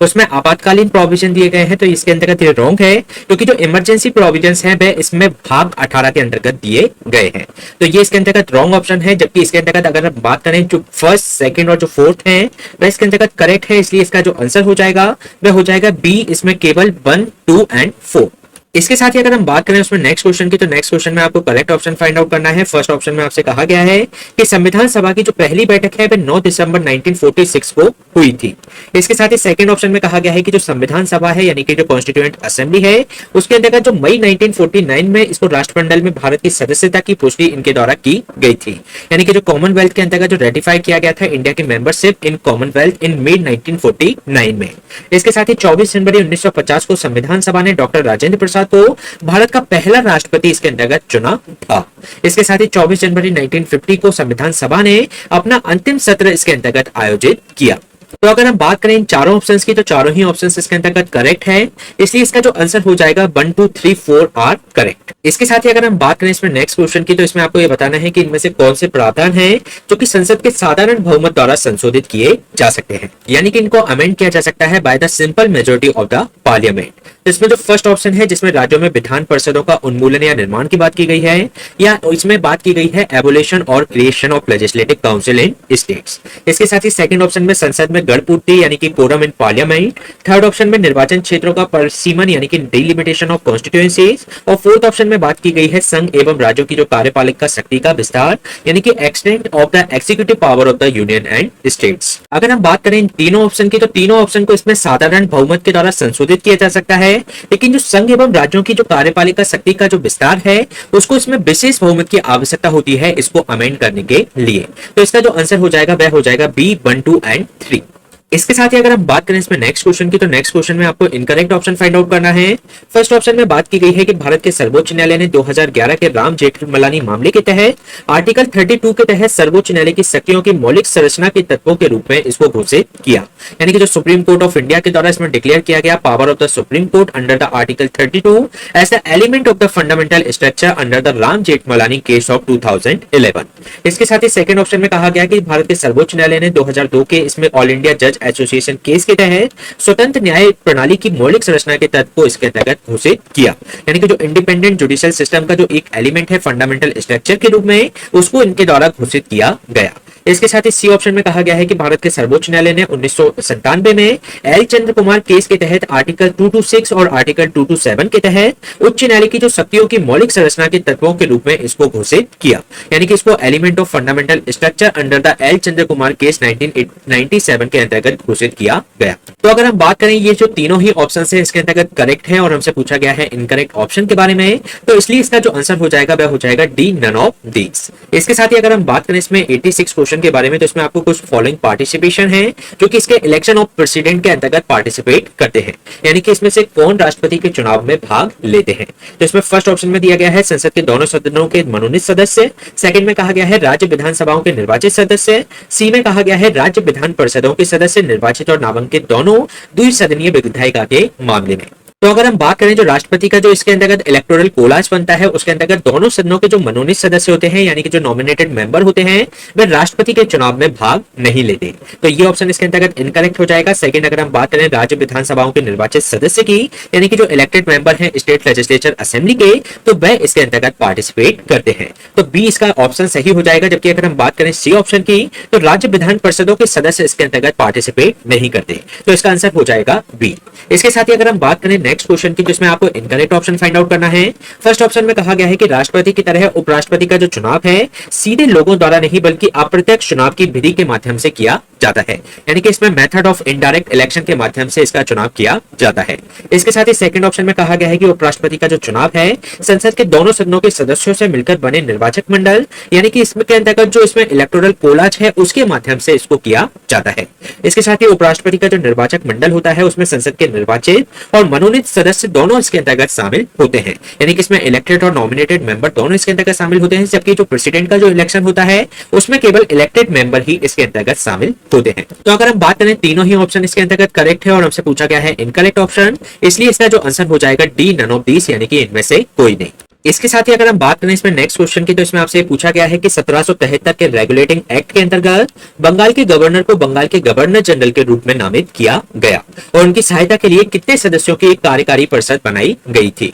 यानी कि under the regulating act 1773 the governor of Bengal was designated as the governor general of Bengal, और इसके अंतर्गत जो एग्जीक्यूटिव काउंसिल है, हाउ मेनी मेंबर इसके अंतर्गत फॉर्म किए गए थे उसको असिस्ट करने के लिए। तो अगर हम बात करें तो इसका जो आंसर है उसमें 4 मेंबर इसके लिए नॉमिनेट किए गए थे जो कि असिस्ट करेंगे बंगाल के गवर्नर जनरल को। इसके साथ ही अगर हम बात करें इसमें नेक्स्ट क्वेश्चन की, तो इसमें आपको करेक्ट ऑप्शन फाइंड आउट करना है। फर्स्ट ऑप्शन में दिया गया है कि 1781 का जो संशोधन अधिनियम है, इसके अंतर्गत कलकत्ता के सभी निवासियों को सर्वोच्च न्यायालय के अधिकार क्षेत्र में रखा गया था। इसके साथ ही सेकंड ऑप्शन में कहा गया है कि जो भारत की संचित निधि से धन की निकासी के लिए भारत की संसद की स्वीकृति इसके अंतर्गत अनिवार्य होती है। यानी कि जो approval of the parliament of India is mandatory for the withdrawal of funds from the consolidated fund of India से। इसके साथ ही जो संघीय बजट की जो तैयारी करने और उसे संसद में पेश करने के लिए वित्त मंत्रालय का जो आर्थिक कार्य विभाग है, यानी कि इसके अंतर्गत जो डिपार्टमेंट ऑफ इकोनॉमिक अफेयर्स है, वह इसके लिए रेस्पॉन्सिबल होता है। तो अगर हम बात करें इन तीनों ऑप्शंस के बारे में, तो तीनों ही ऑप्शंस इसके अंतर्गत करेक्ट हैं, इसलिए इसका जो आंसर हो जाएगा वह हो जाएगा सी 1, 2 एंड 3। इसके साथ ही अगर हम बात करें इसमें नेक्स्ट क्वेश्चन की, तो इसमें आपको करेक्ट ऑप्शन फाइंड आउट करना है। फर्स्ट ऑप्शन में कहा गया है कि जो लोक लेखा समिति द्वारा जो तैयार की गई जो रिपोर्ट है, लोकसभा के अध्यक्ष के समक्ष प्रस्तुत की जाती है। इसके साथ ही सेकंड ऑप्शन में कहा गया है कि लोक लेखा समिति के जो अध्यक्ष की नियुक्ति है, लोकसभा के अध्यक्ष के द्वारा की जाती है। यानी कि जो पब्लिक अकाउंट कमेटी का जो चेयरमैन होता है, इसको अपॉइंट किया जाता है स्पीकर ऑफ द लोकसभा के द्वारा। इसके साथ ही थर्ड ऑप्शन में कहा गया है कि राज्यपाल द्वारा विशेष अभिभाषण से संबंधित जो प्रावधान है, वह आर्टिकल 165 के अंतर्गत दिया गया है। तो अगर हम बात करें इन तीनों ऑप्शंस के बारे में, तो फर्स्ट और जो सेकंड ऑप्शन है वह इसके अंतर्गत करेक्ट है, लेकिन जो थर्ड ऑप्शन में जो राज्यपाल का जो विशेष अभिभाषण है, यानी कि जो प्रोविजन है इसमें special address by the governor, तो इसका प्रोविजन दिया गया है आर्टिकल 176 के अंतर्गत। इसके साथ ही आर्टिकल जो 165 है उसके अंतर्गत जो एडवोकेट जनरल ऑफ स्टेट की इसके अंतर्गत बात की गई है, यानी कि राज्य के लेवल पर जो महाधिवक्ता होता है उसका प्रावधान आर्टिकल 165 में किया गया है। तो ये ऑप्शन इसके अंतर्गत इनकरेक्ट है, बाकी के 2 ऑप्शन इसमें करेक्ट है, इसलिए इसका जो आंसर हो जाएगा वह हो जाएगा डी, केवल 1 एंड 2 आर करेक्ट। इसके साथ ही अगर हम बात करें इसमें नेक्स्ट क्वेश्चन की, तो नेक्स्ट क्वेश्चन में आपसे पूछा गया है कि इसमें से कौन से विषय यानी कि इनमें से कौन से सब्जेक्ट इसमें राज्य सूची के अंतर्गत यानी कि स्टेट लिस्ट के अंतर्गत आते हैं। फर्स्ट में है स्वच्छता यानी कि सैनिटेशन, सेकंड में है एग्रीकल्चर यानी कि कृषि, थर्ड में है सिंचाई यानी कि इरिगेशन, फोर्थ में है वन यानी कि फॉरेस्ट, और फिफ्थ में है परिवार कल्याण यानी कि फैमिली वेलफेयर। अगर हम बात करें इसमें स्वच्छता, कृषि और सिंचाई की, तो ये स्टेट लिस्ट के अंतर्गत आते हैं, जबकि अगर हम बात करें वन और परिवार कल्याण की, तो ये हमारी जो कॉन्करेंट लिस्ट है यानी कि जो समवर्ती सूची है वह उसके अंतर्गत आते हैं। तो अगर हम बात करें वन और परिवार कल्याण की, तो इसमें ये ऑप्शन इनकरेक्ट है, तो इसलिए इसका जो आंसर हो जाएगा वह हो जाएगा 8, 1, 2 एंड 3। इसके साथ ही अगर हम बात करें इसमें नेक्स्ट क्वेश्चन की, तो नेक्स्ट क्वेश्चन में आपसे करेक्ट ऑप्शन पूछा गया है। फर्स्ट ऑप्शन में कहा गया है कि भारत के संविधान ने भारत सरकार अधिनियम 1935 को देश के मौलिक शासी दस्तावेज के रूप में प्रतिस्थापित किया, यानी कि जो कॉन्स्टिट्यूशन ऑफ इंडिया है उसने रिप्लेस किया गवर्नमेंट ऑफ इंडिया एक्ट 1935 को as a fundamental governing document of the country. इसके साथ ही सेकंड ऑप्शन में कहा गया है कि 1773 का जो रेगुलेटिंग एक्ट है उसके अंतर्गत पहली बार ब्रिटिश संसद ने ईस्ट इंडिया कंपनी के प्रशासन में हस्तक्षेप किया था, यानी कि रेगुलेटिंग एक्ट 1773 के माध्यम से ब्रिटिश पार्लियामेंट के द्वारा इंटरवीन किया गया था in the administration of east India company.